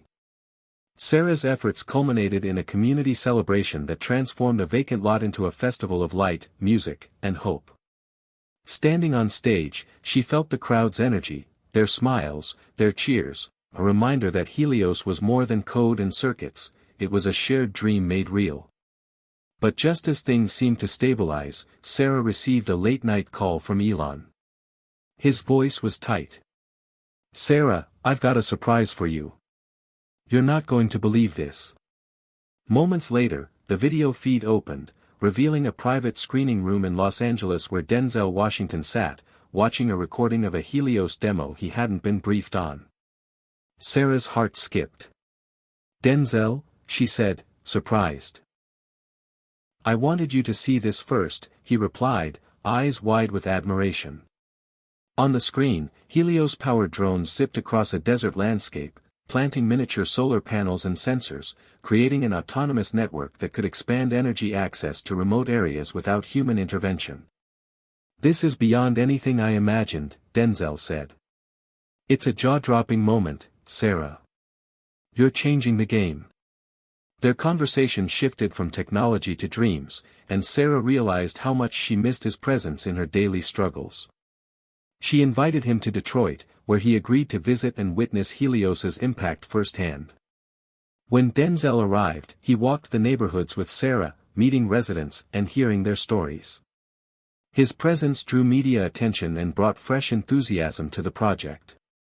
In a surprise twist, he announced a partnership to produce a documentary capturing the real-life impact of Helios, highlighting the people whose lives it was transforming. This collaboration injected new energy into Sarah's work, reminding her that storytelling was as powerful as innovation. As spring turned to summer, Helios pilots expanded to other U.S. cities, gaining momentum and allies. Yet Sarah remained vigilant, aware that every victory invited new adversaries. The battle for clean, equitable energy was far from over, but she was no longer alone. With Elon's unwavering support, Denzel's inspiring advocacy, and a global community standing behind her, Sarah Mitchell was ready to face whatever came next. And the world watched, captivated, waiting for the next jaw-dropping moment. The summer heat in Detroit was thick with anticipation and tension as Sarah Mitchell navigated the ever-shifting landscape of innovation and resistance. The Helios pilot program had evolved from a bold experiment into a beacon of possibility for communities long neglected by the crumbling energy grid. Yet, beneath the surface of celebration, Sarah sensed a brewing storm. Despite the recent successes, the entrenched interests that had tried to block Helios were mobilizing their resources for a decisive counterattack. The day began with an urgent call from Marcus Caldwell. His tone was more calculated than confrontational. "Sarah, the federal grant supporting your pilot might be at risk," he warned. "Several senators are questioning the program's viability, citing your recent technical setbacks and the supposed instability of decentralized grids." Sarah's jaw tightened. The political playbook was familiar: sow doubt, delay progress, and drain momentum. She swiftly organized a response team to prepare a comprehensive report highlighting Helios's measurable benefits, energy savings, outage reductions, and community feedback. But Sarah knew that data alone wouldn't be enough to counter the narrative crafted by powerful lobbyists with deep pockets. That afternoon, she met with local activists and neighborhood leaders who had become the program's fiercest champions. Their stories, families finally able to keep refrigerators running, schools illuminated during evening classes, were raw, emotional testimonies that data couldn't capture. Inspired, Sarah decided to leverage this grassroots support in a bold move: a citywide energy summit featuring testimonials from residents, live Helios demonstrations, and open forums where skeptics could ask questions directly. The summit was scheduled for late August at Detroit's historic Fox Theater, a venue symbolic of the city's resilience and rebirth. In the weeks leading up to the event, Sarah worked tirelessly with her team and community partners. She coordinated logistics, trained spokespeople, and crafted a message that was both visionary and grounded in real impact. The energy was electric, the city buzzing with anticipation. But as the summit approached, the opposition intensified. Anonymous threats were sent to community leaders, and a smear campaign ramped up on social media, accusing Helios of spying on citizens and exploiting vulnerable neighborhoods. Sarah's phone buzzed constantly with calls, texts, and messages demanding immediate action. She found herself grappling with exhaustion and doubt. Late one evening, she sat alone in her hotel room scrolling through the barrage of negative comments. The weight of responsibility pressed down hard, threatening to break her resolve. Suddenly, her phone lit up with a video message from Denzel Washington. His warm, steady voice cut through the noise. "Sarah, you've already moved mountains. Remember, the light shines brightest in the darkest places. The people believe in you because you believe in them. Keep pushing." His words reignited a spark of hope. On the day of the summit, Detroit's Fox Theater overflowed with a diverse crowd: residents, officials, engineers, journalists, and skeptics. The air was thick with anticipation and cautious optimism. Sarah took the stage first, her voice steady but passionate as she laid out the vision of Helios, not just as technology, but as a movement to reclaim energy independence and dignity for communities left behind. Testimonials followed, each story more compelling than the last. An elderly man recounted how Helios-powered streetlights made his neighborhood feel safe for the first time in decades. A single mother shared how consistent electricity allowed her children to study after dark, opening doors to a better future. When Helios drones flew in overhead, distributing solar kits to local schools, the crowd erupted in cheers. The summit's highlight was a live demo of Helios's autonomous grid management. Sarah's team showcased how the system could isolate faults and reroute power instantly, minimizing outages. As the demonstration unfolded, an unexpected blackout plunged the theater into darkness, an unplanned test of the system's resilience. For a moment, panic flickered. Then, emergency lighting powered by Helios's batteries illuminated the stage, and the crowd erupted in applause. The event was a watershed moment. Media coverage flooded in, portraying the summit as a turning point in the city's energy future. Yet, even in victory, Sarah sensed the battle was far from over. Late that night, she received a call from Elon Musk, his voice low and urgent. "Sarah, we've intercepted communications suggesting that your adversaries are planning a cyber attack to cripple Helios's network during the next deployment phase." The revelation was chilling. Cybersecurity had always been a critical concern, but this escalation signaled a new level of threat. Sarah convened her top engineers immediately, launching a round-the-clock defense operation. The days that followed were a high-wire act, repelling sophisticated hacking attempts, patching vulnerabilities, and maintaining system stability in the face of relentless digital assaults. Sarah barely slept, fueled by adrenaline and the conviction that failure was not an option. Meanwhile, Denzel's documentary project gained momentum, capturing behind-the-scenes moments of Sarah's struggle and the community's triumphs. His presence provided a grounding influence, reminding Sarah of the human story at the heart of the technology. One evening, during a rare quiet moment, they talked at length about the meaning of success and sacrifice. "You're carrying the weight of so many lives, Sarah," Denzel said softly. "Don't forget to care for yourself in the process." His words echoed the lessons she'd learned but often pushed aside. As the cyber attacks intensified, a breakthrough came when one of Sarah's engineers identified a pattern, a signature linked to a shadowy group funded by interests tied to Caldwell's conglomerate. This evidence was shared discreetly with federal authorities, triggering investigations that began to dismantle the opposition's infrastructure. With the immediate threat contained, Sarah turned her attention back to expansion. Plans were set to deploy Helios in New Orleans and Houston, cities with critical infrastructure needs and vibrant communities eager for change. Each deployment brought unique challenges, regulatory hurdles, environmental concerns, and cultural differences, but Sarah's team approached them with the lessons learned in Detroit. The story of Helios had transformed from a technical startup into a global movement rooted in justice, resilience, and hope. Yet for Sarah, the personal journey was just as profound. She found balance by setting boundaries, carving out time for self-care, and deepening her relationship with Denzel. Together, they dreamed of a future where technology served humanity, not the other way around. As autumn arrived, Sarah stood once again on the Reykjavik balcony where so many of her pivotal moments had unfolded. The city below glowed softly with the promise of progress. Her phone buzzed with a message from Elon, ready to stun the world again.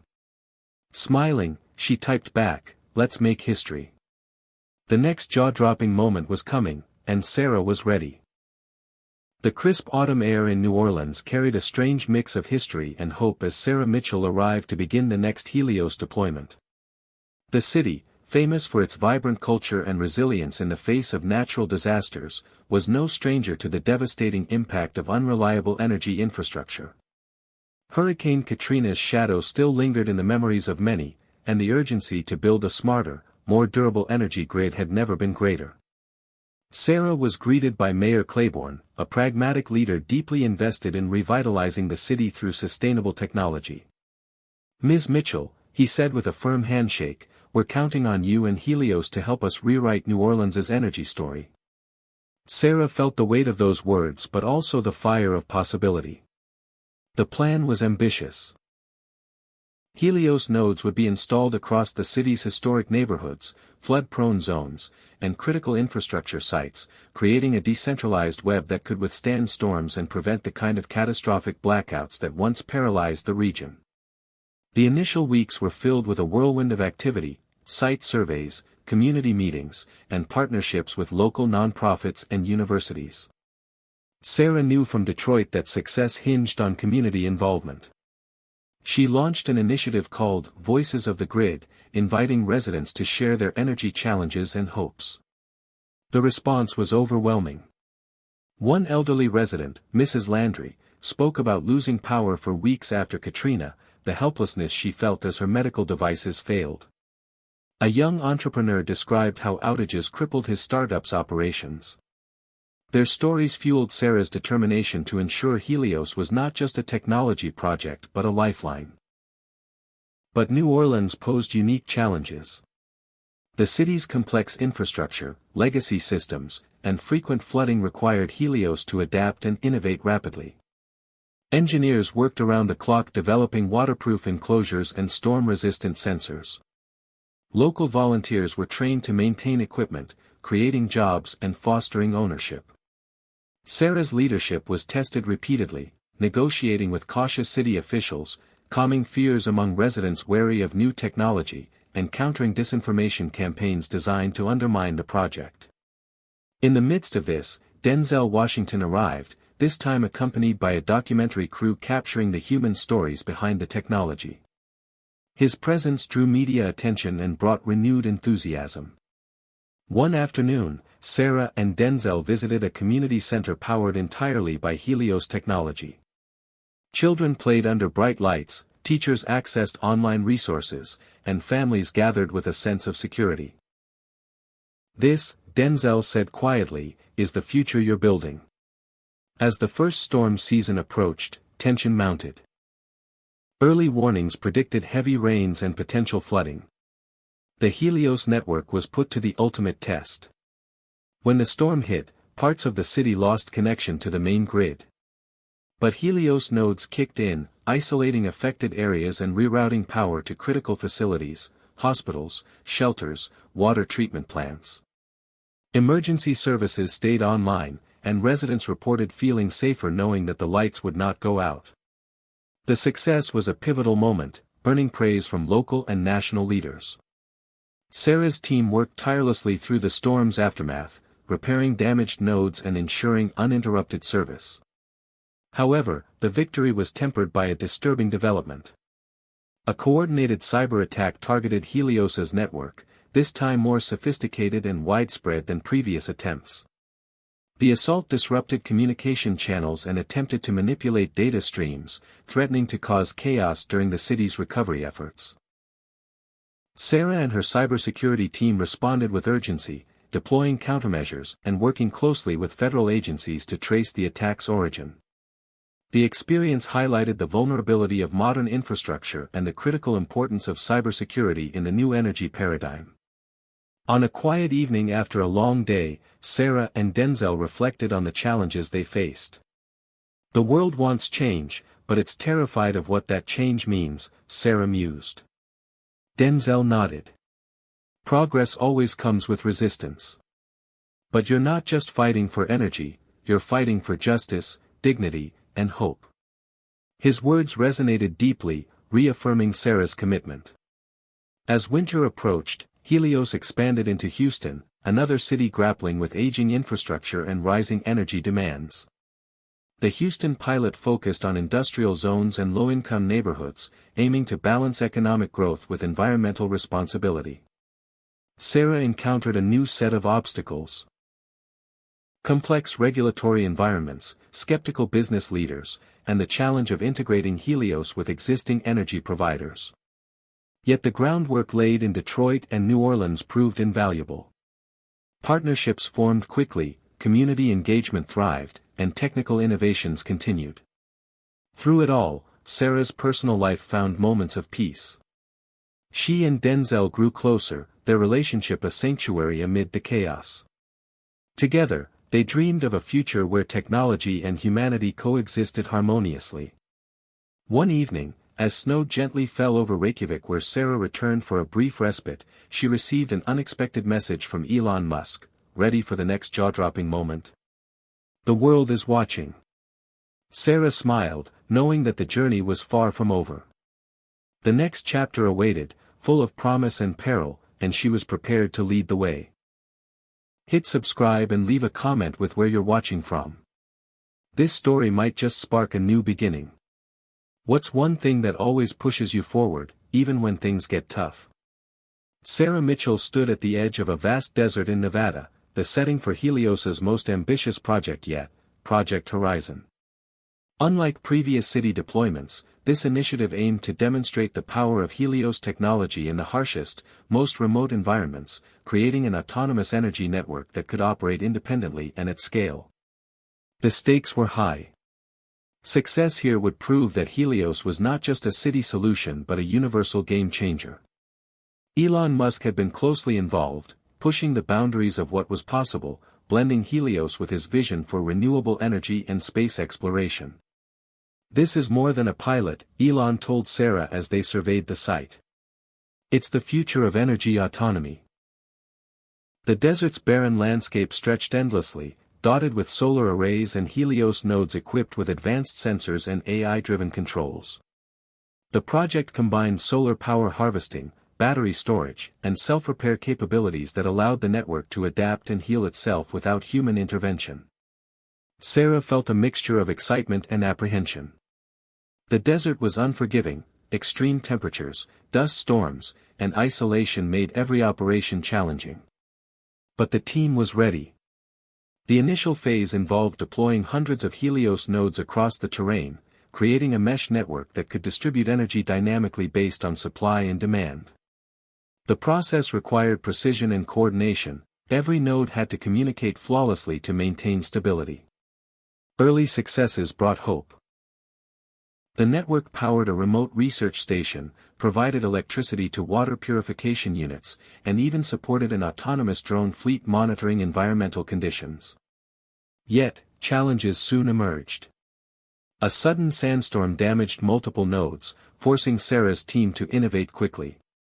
They developed enhanced protective casings and implemented new algorithms that rerouted power instantly when nodes failed. Each setback was met with resilience and ingenuity, pushing the technology forward. Meanwhile, the world watched closely. Media coverage highlighted Project Horizon as a bold step toward a decentralized, sustainable energy future. Denzel Washington's documentary team captured gripping footage of the desert deployment, emphasizing the human stories behind the technology, engineers working in brutal conditions, local workers trained in advanced maintenance, and the visionaries driving change. As the project progressed, a surprising ally appeared, the Navajo Nation. Tribal leaders expressed interest in partnering to bring Helios technology to their lands, where energy poverty was a persistent issue. Sarah met with the council, listening to their stories and concerns, and forging a collaboration rooted in respect and shared goals. This partnership added a powerful dimension to Project Horizon, highlighting the social justice aspect of energy innovation. But not everyone celebrated. Opponents intensified their efforts, spreading misinformation about Helios's environmental impact and accusing the project of ignoring local voices. A protest erupted near the deployment site, drawing media attention and complicating logistics. Sarah responded by inviting community representatives to the site, organizing open forums to address concerns and demonstrate Helios's commitment to transparency and sustainability. These efforts began to turn skepticism into support. As winter approached, Project Horizon reached a critical milestone. The network operated continuously for 72 hours without human intervention, powering multiple facilities and demonstrating unprecedented reliability. Elon Musk joined Sarah for the celebration, praising the team's dedication and vision. "This is what happens when technology meets purpose," he said, eyes gleaming with pride. Yet, just as triumph seemed within reach, disaster struck. An unexpected cyber attack targeted Project Horizon's control systems, aiming to disrupt the autonomous network and sow doubt about its security. The attack was sophisticated, exploiting vulnerabilities in satellite communications and AI protocols. Sarah's cybersecurity experts sprang into action, coordinating with federal agencies and deploying advanced countermeasures. The tension was palpable. For hours, the network teetered on the brink of failure, but the team's swift response contained the damage and restored full functionality. The incident underscored the high stakes of innovation in a digital age fraught with hidden threats. Amidst the chaos, Sarah found solace in a call from Denzel. His voice was steady and reassuring. "You're on the front lines, Sarah. Keep leading with courage. The world needs your light." Those words carried her through the long nights that followed. With winter deepening, Sarah reflected on how far Helios had come, from humble beginnings to a project that could redefine energy on a global scale. The journey was far from over, but the momentum was unstoppable. As she gazed out over the desert sunset, she knew the next jaw-dropping moment was just beyond the horizon, waiting to reshape the future yet again. The cityscape of Houston glittered beneath the twilight sky as Sarah Mitchell prepared for what was to be one of the most challenging deployments yet.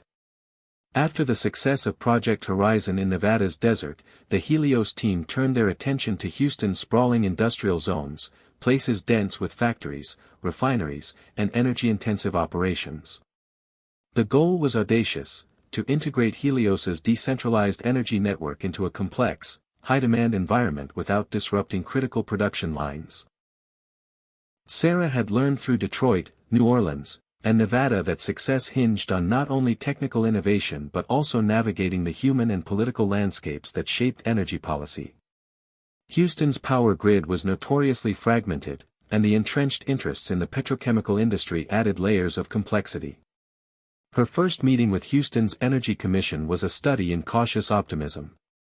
Commissioners were intrigued by Helios's promise but skeptical about how it would coexist with existing infrastructure and regulatory frameworks.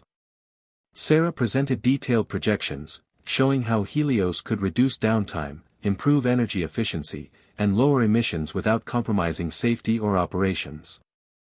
Despite her compelling case, some commissioners remained wary, concerned about disruptions or potential liability.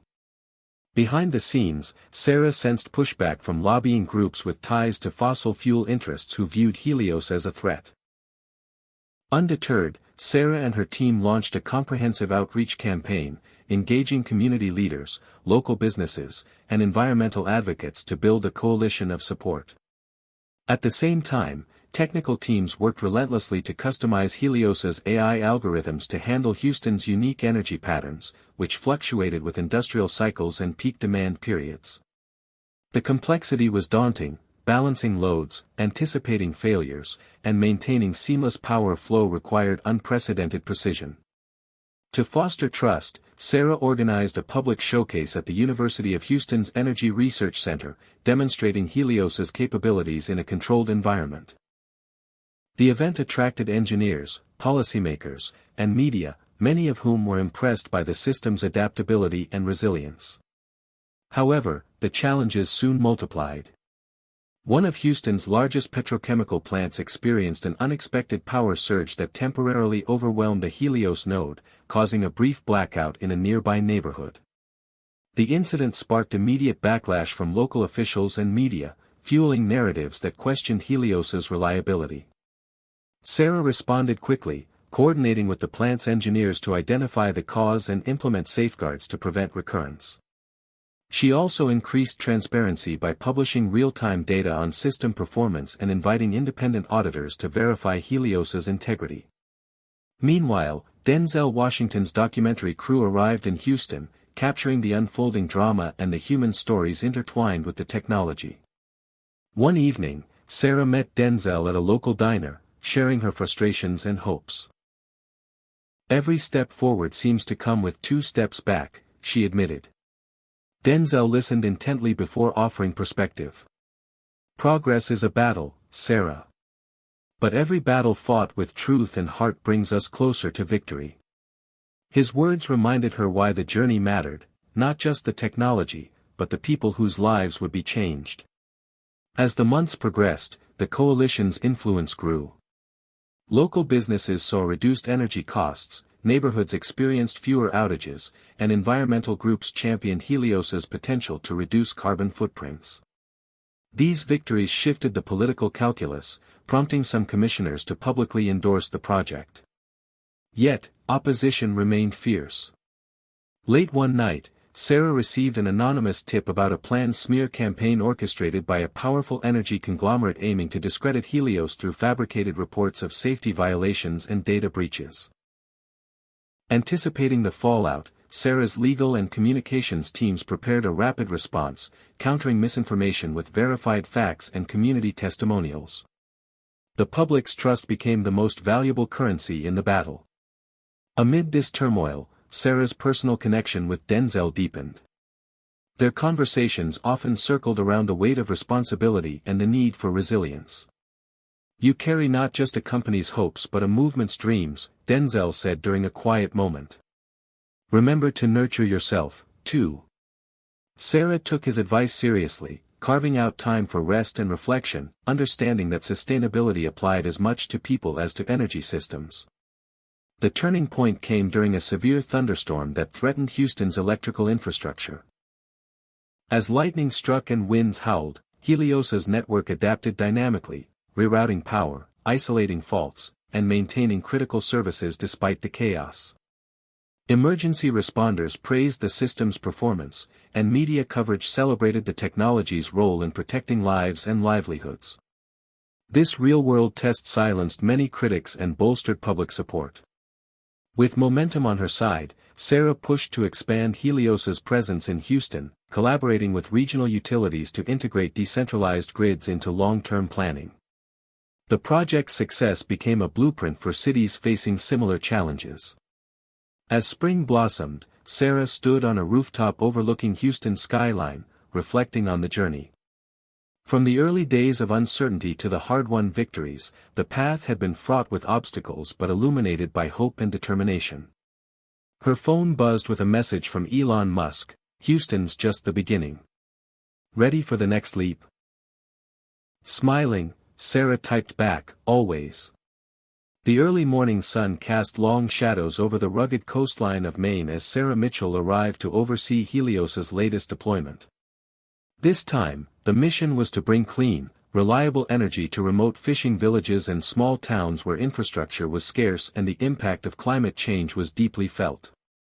The Atlantic's cold winds and rocky shores presented a stark contrast to the deserts of Nevada and the urban sprawl of Houston, but Sarah knew the core challenges remained the same: building resilient energy networks that empowered communities rather than left them behind. Maine's coastal communities had long struggled with frequent power outages caused by harsh winters and aging grids. Many residents relied on costly and polluting diesel generators, a stopgap solution that Sarah was determined to replace with Helios's decentralized, renewable technology. On her first day, she met with local leaders and fishermen who welcomed the prospect of cleaner energy but expressed concerns about the project's feasibility and long-term sustainability. One elder, Mr. O'Connell, shared a story of his childhood winters spent in darkness, reminding Sarah of the human cost behind every outage. Inspired, she pledged to make Helios a source of hope and stability for these communities. The terrain posed logistical challenges. Helios nodes had to be ruggedized against salt spray, freezing temperatures, and high winds. Installation teams navigated narrow roads and rough seas to reach isolated sites. Yet, the small size of the communities allowed for close collaboration, and residents quickly became partners in the project. Workshops taught locals how to maintain the equipment, fostering a sense of ownership and pride. One highlight was the launch of a Helios-powered community center that provided heat, light, and internet access, becoming a hub for education and social gatherings. Sarah witnessed firsthand the transformation as children studied under warm lamps and elders gathered to share stories and plan for the future. Meanwhile, Denzel Washington's documentary crew captured these intimate moments, emphasizing the intersection of technology and tradition. In the midst of progress, unexpected hurdles emerged. A fierce nor'easter battered the coastline, testing the resilience of the new network. Several nodes were damaged, and power fluctuated in key areas. The storm's aftermath required swift repairs and innovative solutions.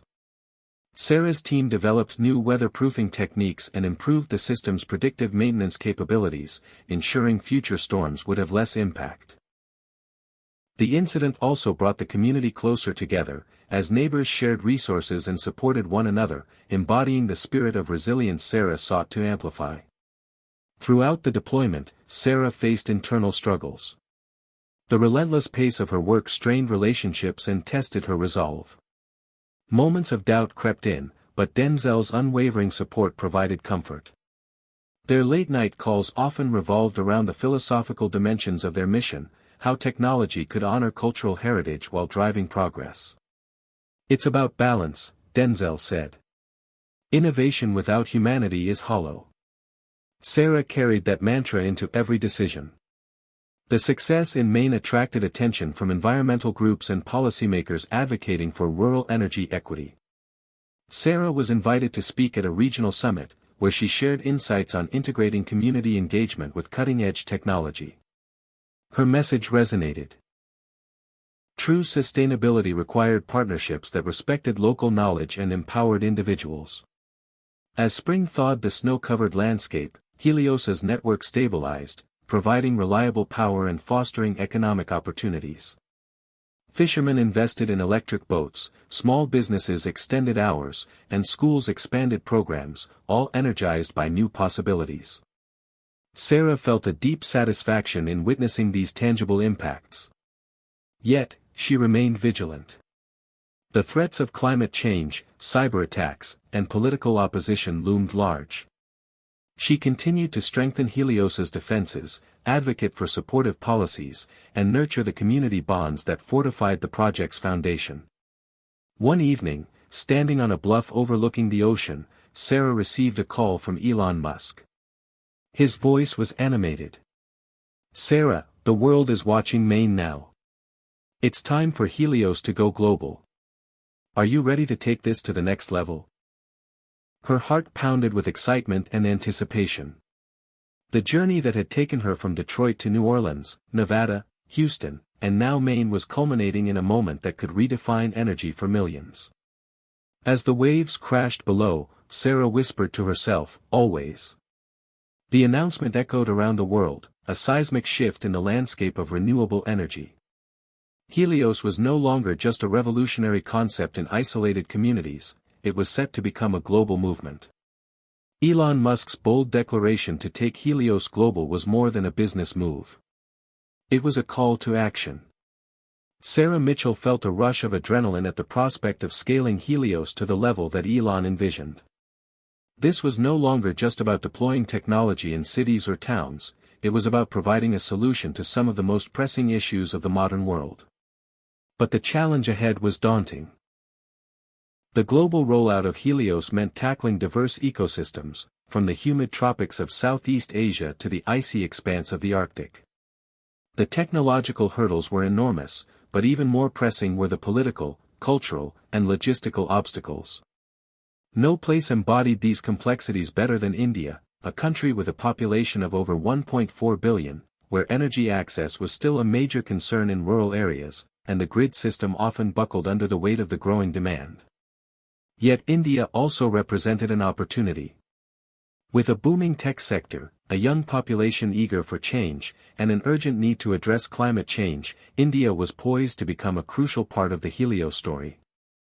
Sarah, alongside a team of experts and Elon himself, boarded a flight to India to begin what they called Project Dawn. The plane touched down in New Delhi, and the air was thick with anticipation. The country's rapid industrialization had come at a cost.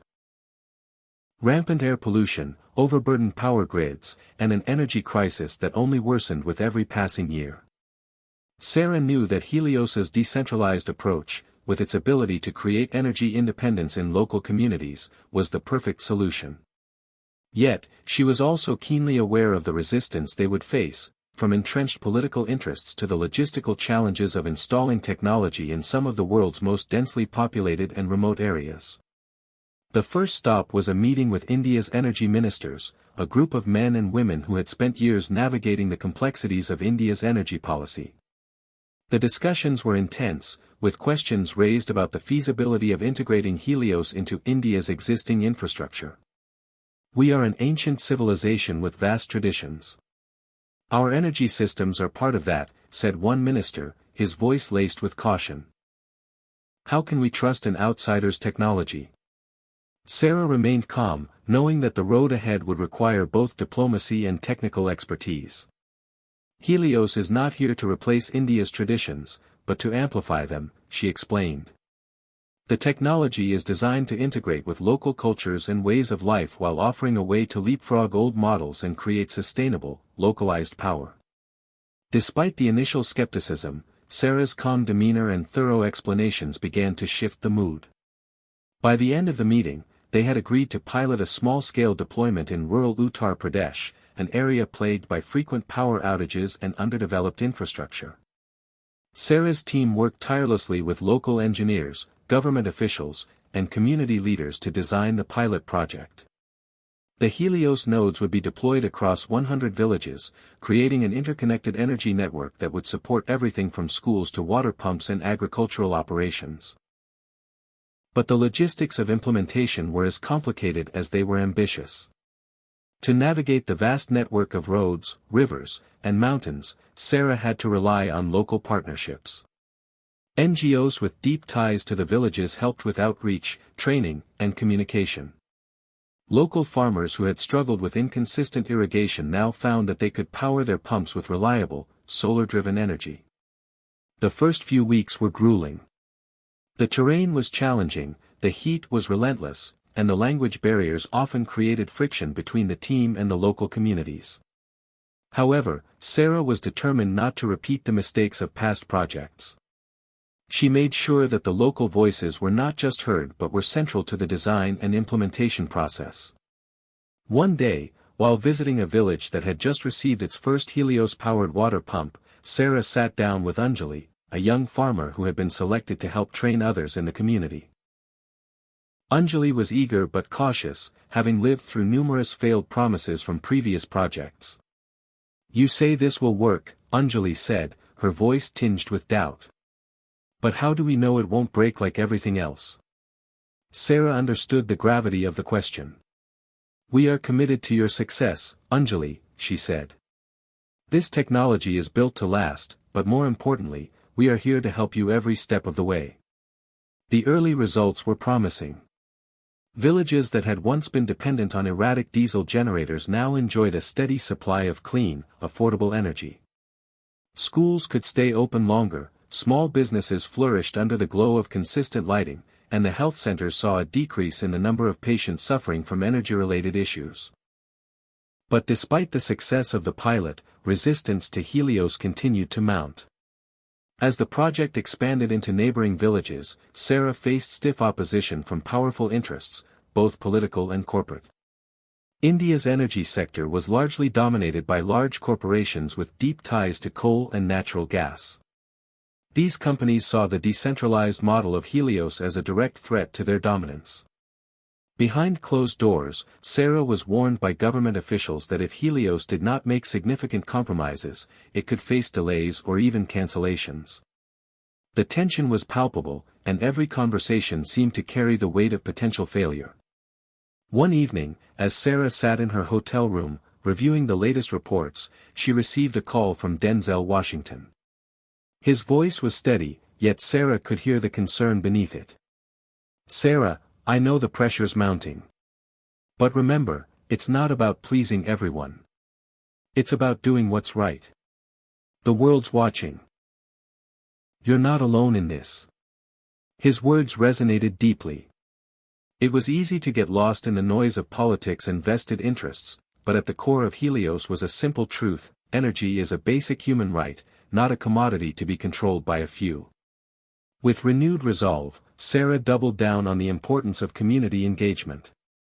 She met with more local leaders, emphasizing that this was not a foreign solution being imposed but a technology that could help empower the people. Over time, the people of Uttar Pradesh began to rally behind the project. The momentum began to shift. The once cynical farmers became vocal advocates, citing how their lives had improved with reliable power.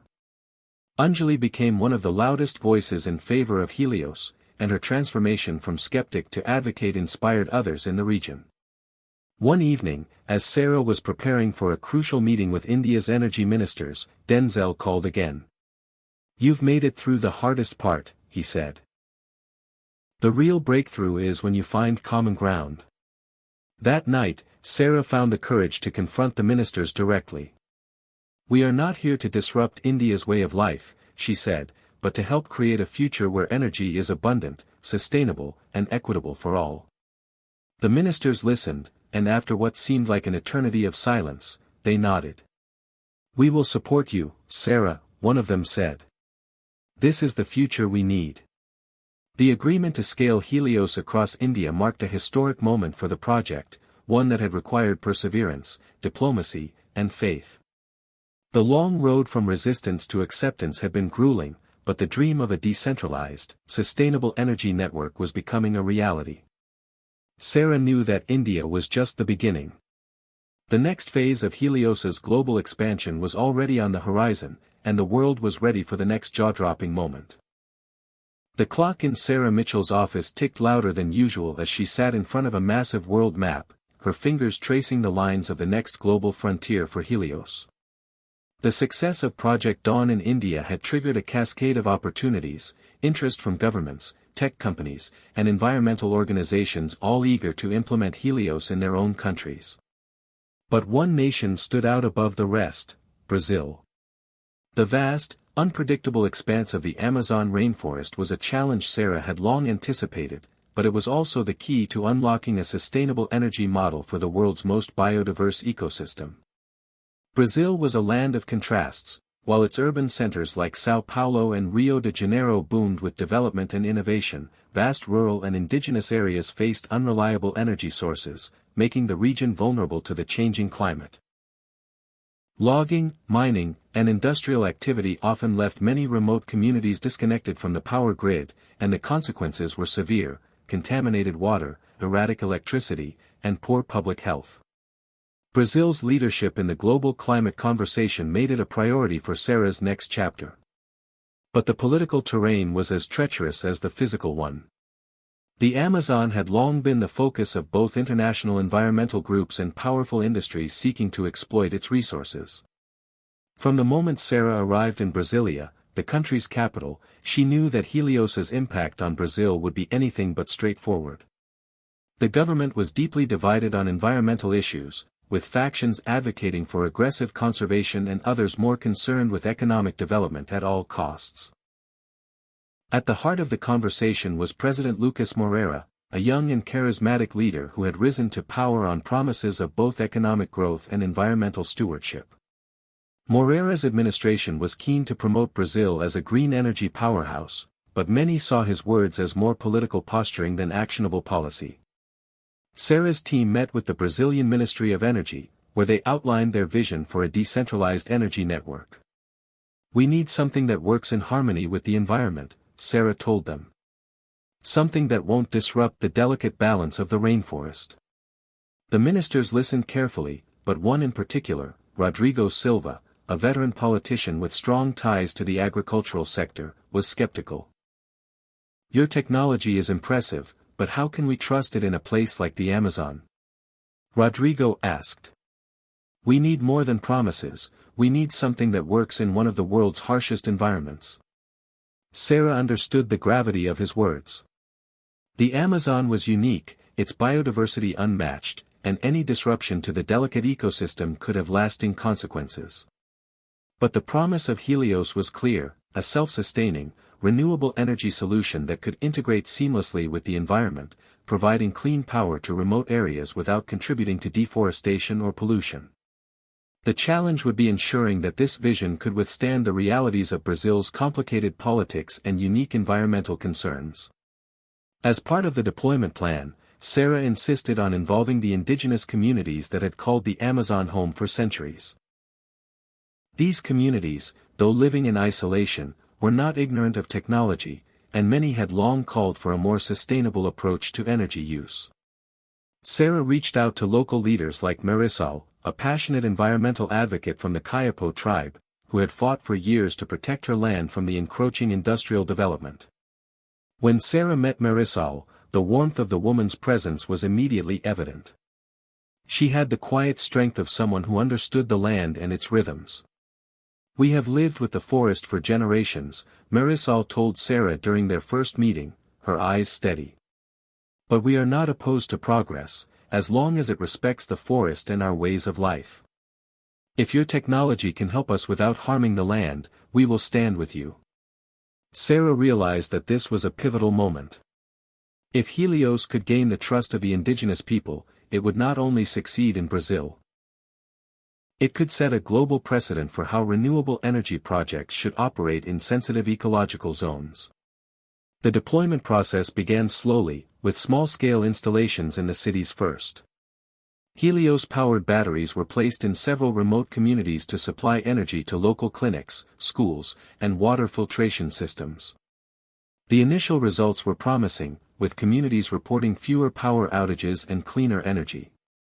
But as the Helios network grew, the project encountered a series of obstacles. First, there was the issue of accessibility.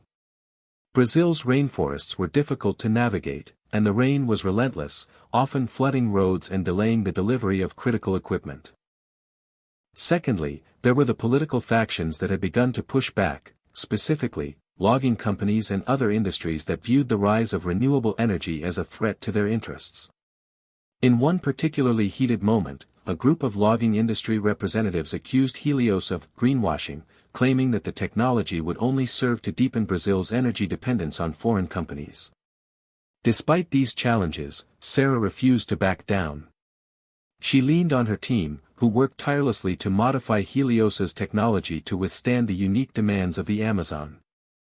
The company also ramped up its collaboration with local governments, offering training programs to ensure that local populations could operate and maintain the technology. It was in the midst of these tensions that Sarah received an unexpected call from Denzel, Washington. His voice was low but firm. "Sarah, I know you've got a lot on your plate right now, but you've got to stay focused on the bigger picture. This is bigger than just one country or one project. The Amazon is the lungs of the earth. What happens here will resonate around the world." Denzel's words struck a chord deep within Sarah. This wasn't just about Helios. It was about ensuring that future generations had the opportunity to live on a planet where energy and nature could coexist. And if she could prove it here, in one of the world's most fragile ecosystems, she could prove it anywhere. By midsummer, the rainstorms that had delayed Helios's installation began to subside, and the project gained new momentum. Sarah and Marisol worked closely to integrate Helios with the local farming operations. The results were astounding. Remote villages with no access to the grid now had power for irrigation, refrigeration, and even basic lighting. Farmers who had once struggled to keep their crops alive through erratic weather patterns were now able to provide for their families more consistently. But the true test came when the first Helios node was installed deep in the heart of the Amazon, a location that no one had thought feasible before. The node was designed to power a network of solar panels, creating an independent microgrid that could run on renewable energy for years without requiring external support. The installation required careful planning and close cooperation with local indigenous tribes who monitored the area for signs of ecological disturbance. When the network went live, the impact was immediate. "This is a game changer," Marisol said, her voice full of emotion as she stood before the solar panels that now powered the village's central hub. "We've proven that technology doesn't have to harm the Earth. It can protect it." Sarah stood next to her, watching as the community celebrated, children running around under the soft glow of solar-powered lights, and elders clapping in approval. At that moment, Sarah knew they had done more than just install technology. They had woven a fabric of trust, hope, and sustainability that would reverberate for generations. But the battle was far from over. The real challenge now was scaling this success across the entire region, ensuring that the Amazon could continue to breathe while providing the energy it needed to survive and thrive. Helios had just delivered its most jaw-dropping moment yet, but Sarah understood that the true impact of their work would only be realized in the long run. As the sun set over the rainforest, Sarah felt an overwhelming sense of possibility. If this worked in Brazil, it could work anywhere. The months following the success of the Amazon deployment brought with them both triumph and turbulence.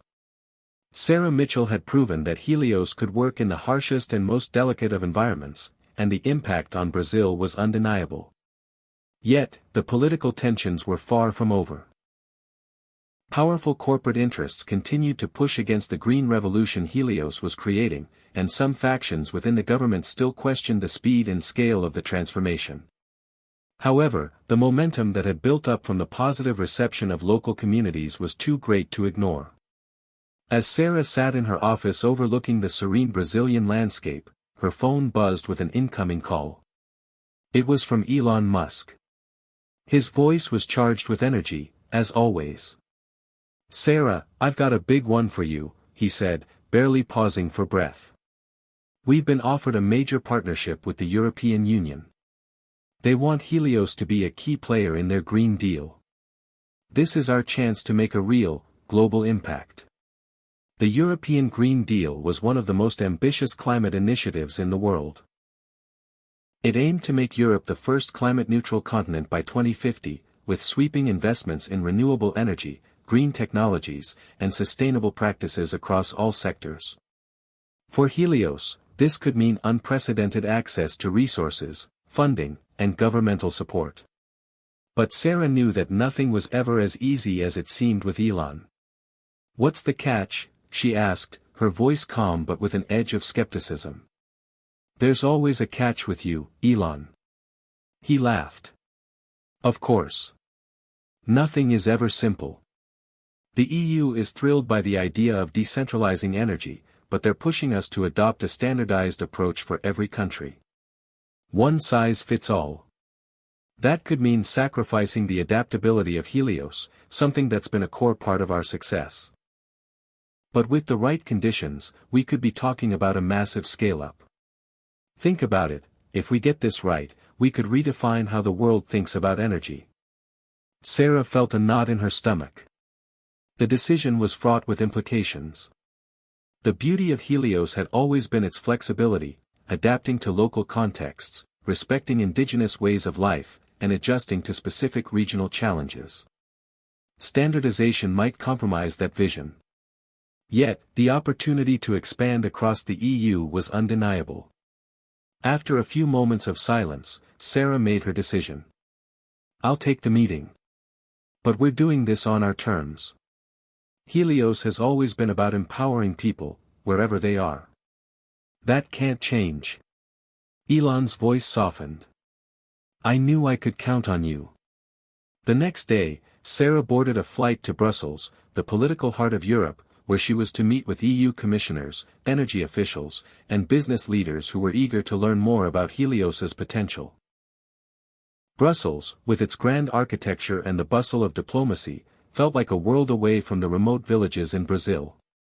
But as Sarah stood in front of the European Commission building, she couldn't shake the feeling that this was the moment that would determine the future of Helios, and, perhaps, the future of energy itself.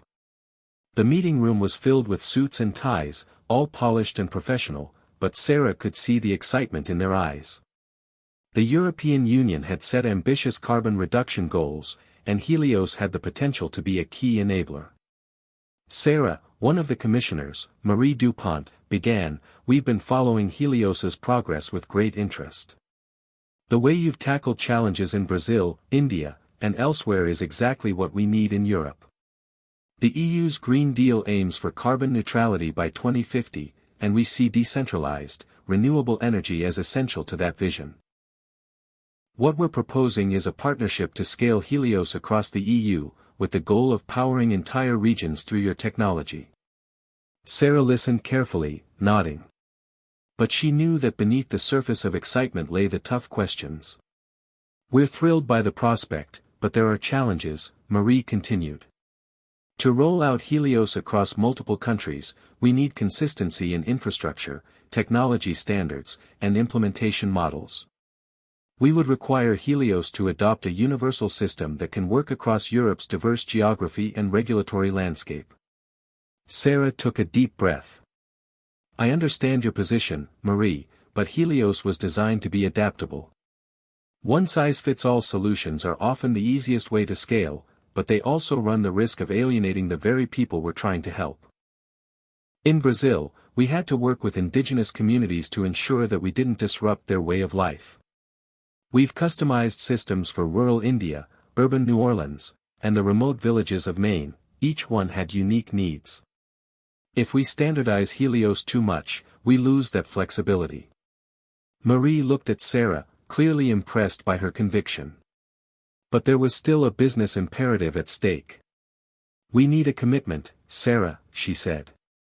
"The EU is prepared to invest heavily in green technologies, but we need Helios to be a part of that. We're talking about hundreds of billions of euros in funding over the next decade.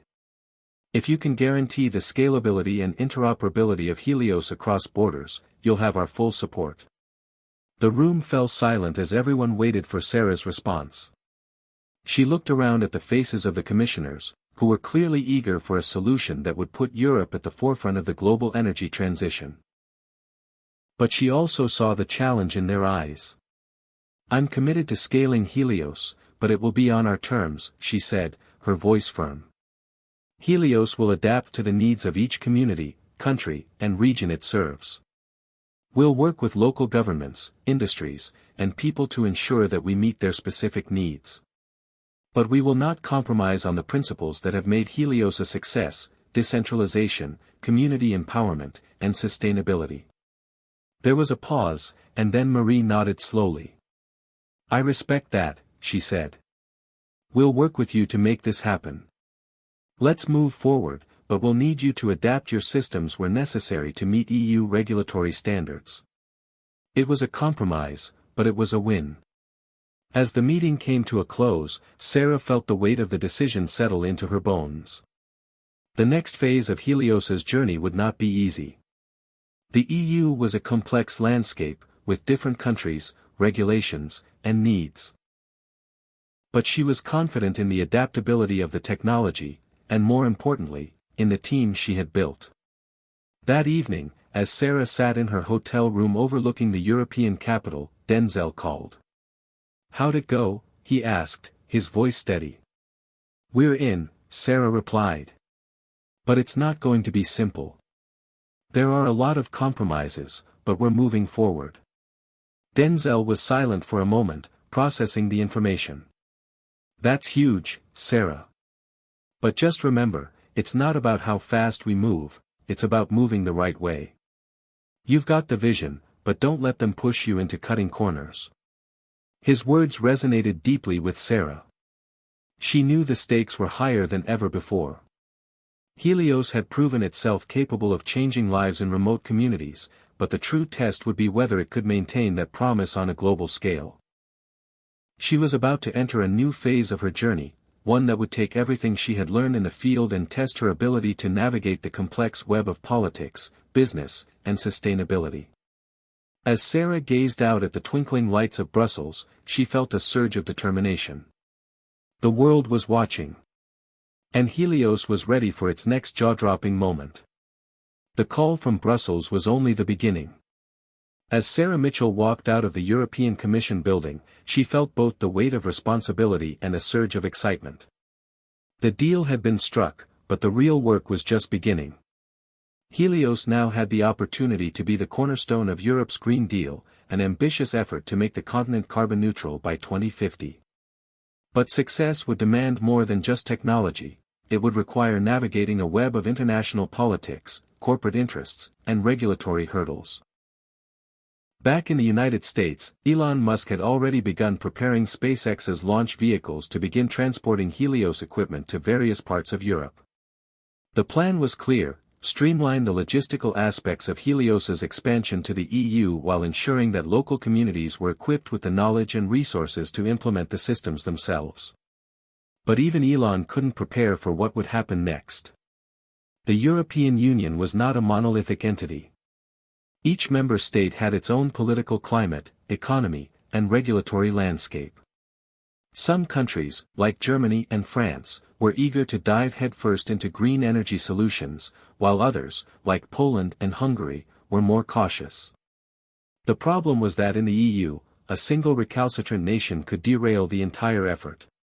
So, Sarah found herself navigating the minefield of political negotiations in a way she hadn't anticipated.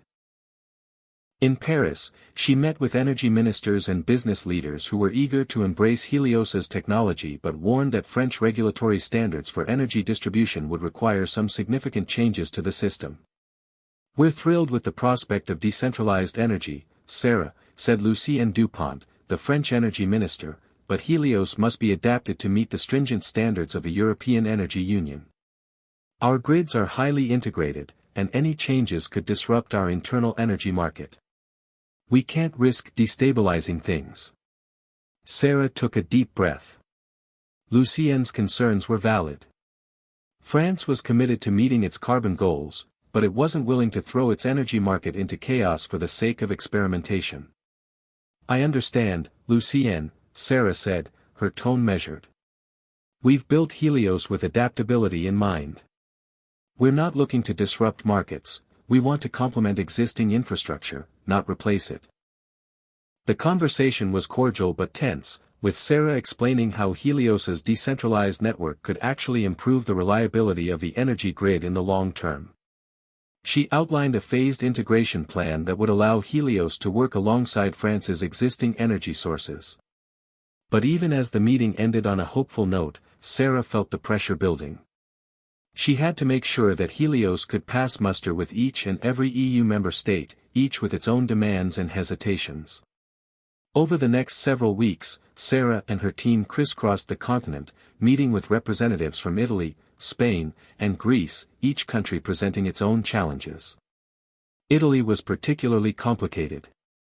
With its mix of rural towns and sprawling metropolitan areas, it was clear that Helios would need to be tailored to the needs of both urban centers and remote villages. But the challenge wasn't just technological, it was political.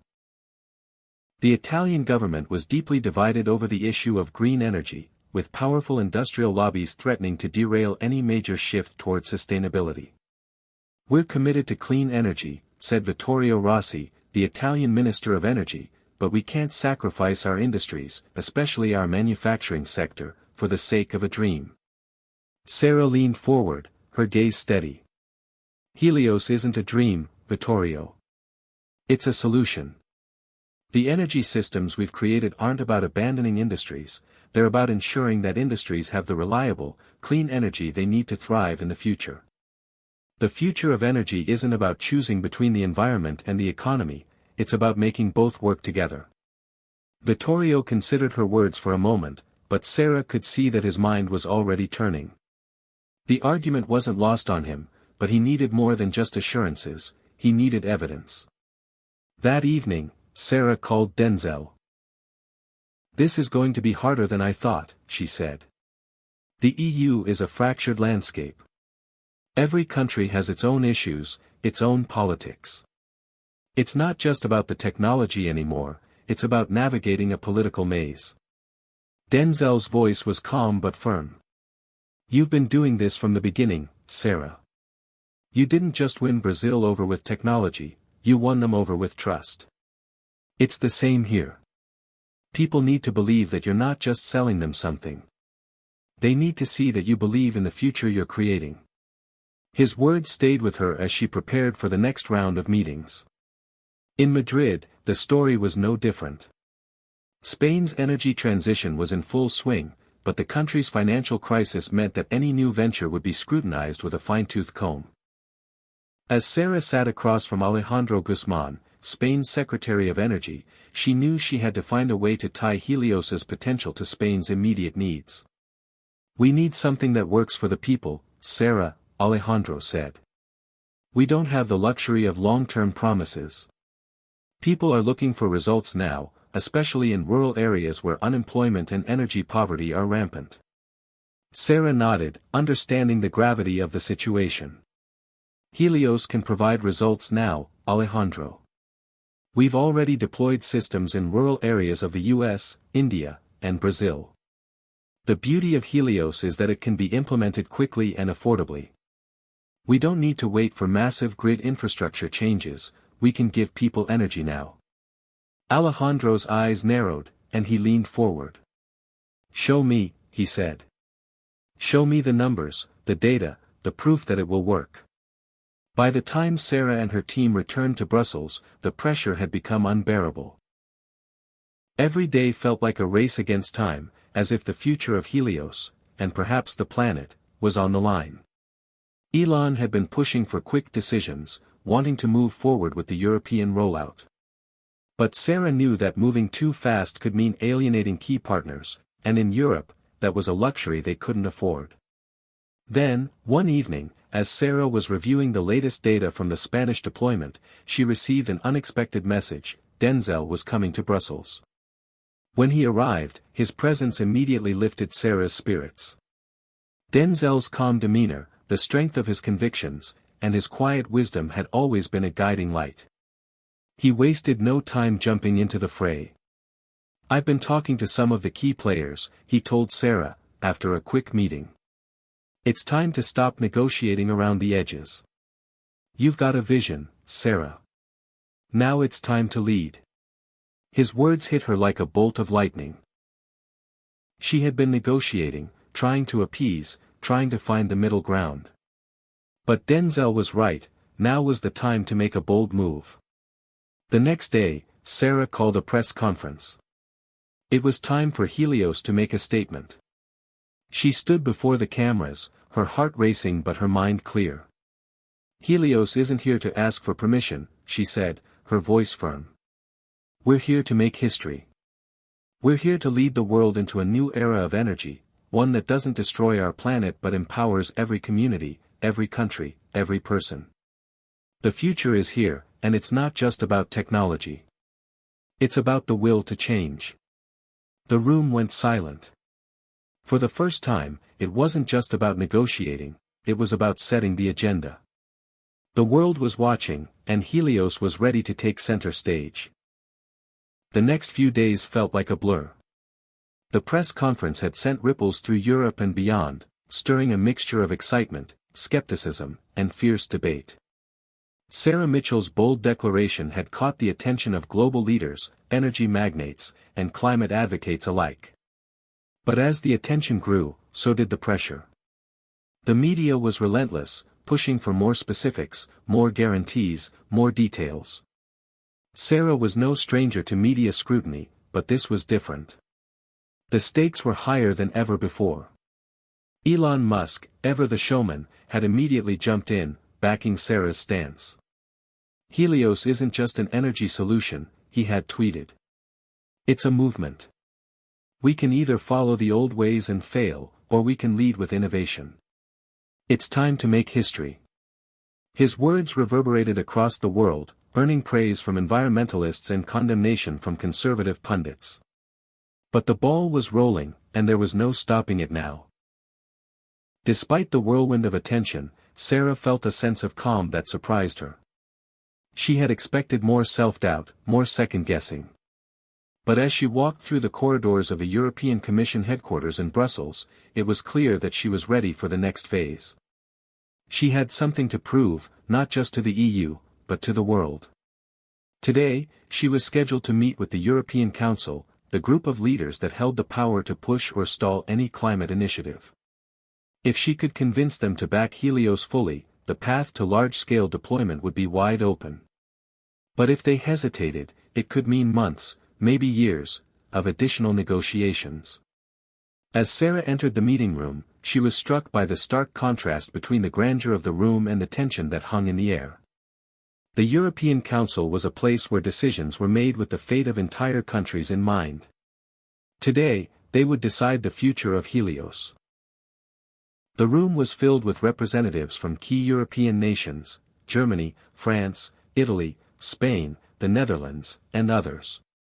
Each country had its own agenda, its own interests, and its own vision for Europe's future.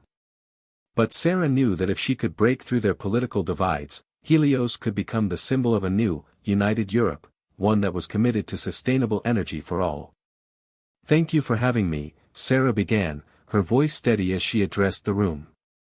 "I know this is a pivotal moment for Europe, and I believe it's also a pivotal moment for the world.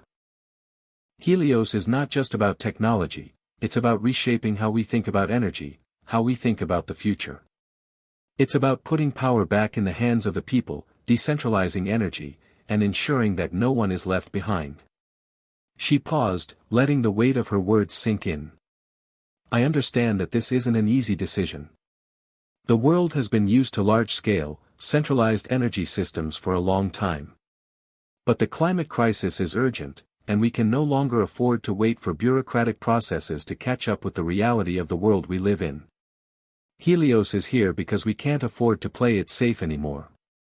The room was silent, but Sarah could feel the eyes of the council members on her, each one weighing her words. It was clear that they were torn. Some were enthusiastic about the promise of decentralized energy, while others were cautious, unsure of the risks. She continued, her voice unwavering. "Helios is scalable, adaptable, and most importantly, it's sustainable. But we need your commitment to make this work. We can't do this alone."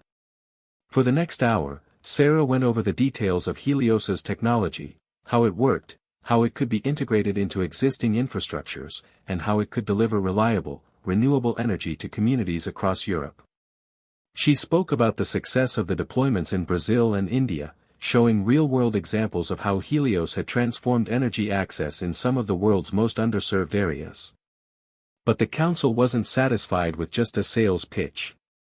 They asked hard questions, probing the risks, the costs, the potential downsides. "What happens if Helios doesn't scale as expected?" asked German Chancellor Markus Fischer. "What if the systems fail to integrate with our existing energy infrastructure? And what about the cost?" asked Italian Prime Minister Rosa Benedetti. "The European Green Deal is already straining national budgets. How do we justify the expense of deploying a new energy system, especially if it's untested in Europe?" Sarah had anticipated these questions. "There will always be risks, but every major innovation carries risk," she replied. "That's why we've focused on a phased rollout. We've already done extensive testing in diverse environments, from rural India to the Brazilian Amazon. And while no system is ever completely immune to failure, our decentralized model offers flexibility. If one unit goes offline, the whole system doesn't collapse. That's the beauty of Helios." As for the costs, Sarah addressed them directly. "Helios is cost competitive with traditional energy sources. We've already seen energy costs drop in regions where Helios has been deployed, and it's only going to get cheaper as we scale. The savings in carbon emissions, healthcare, and environmental damage will more than justify the initial investment." There was a moment of silence as the council members absorbed her words. Then, Chancellor Fischer spoke again. "You're confident that this can work in Europe? That it can scale to meet the needs of our largest cities and most remote villages?" "I am," Sarah replied. "But I also understand that every country has its own unique needs. That's why we'll work with each member state to customize Helios deployments to fit their specific requirements.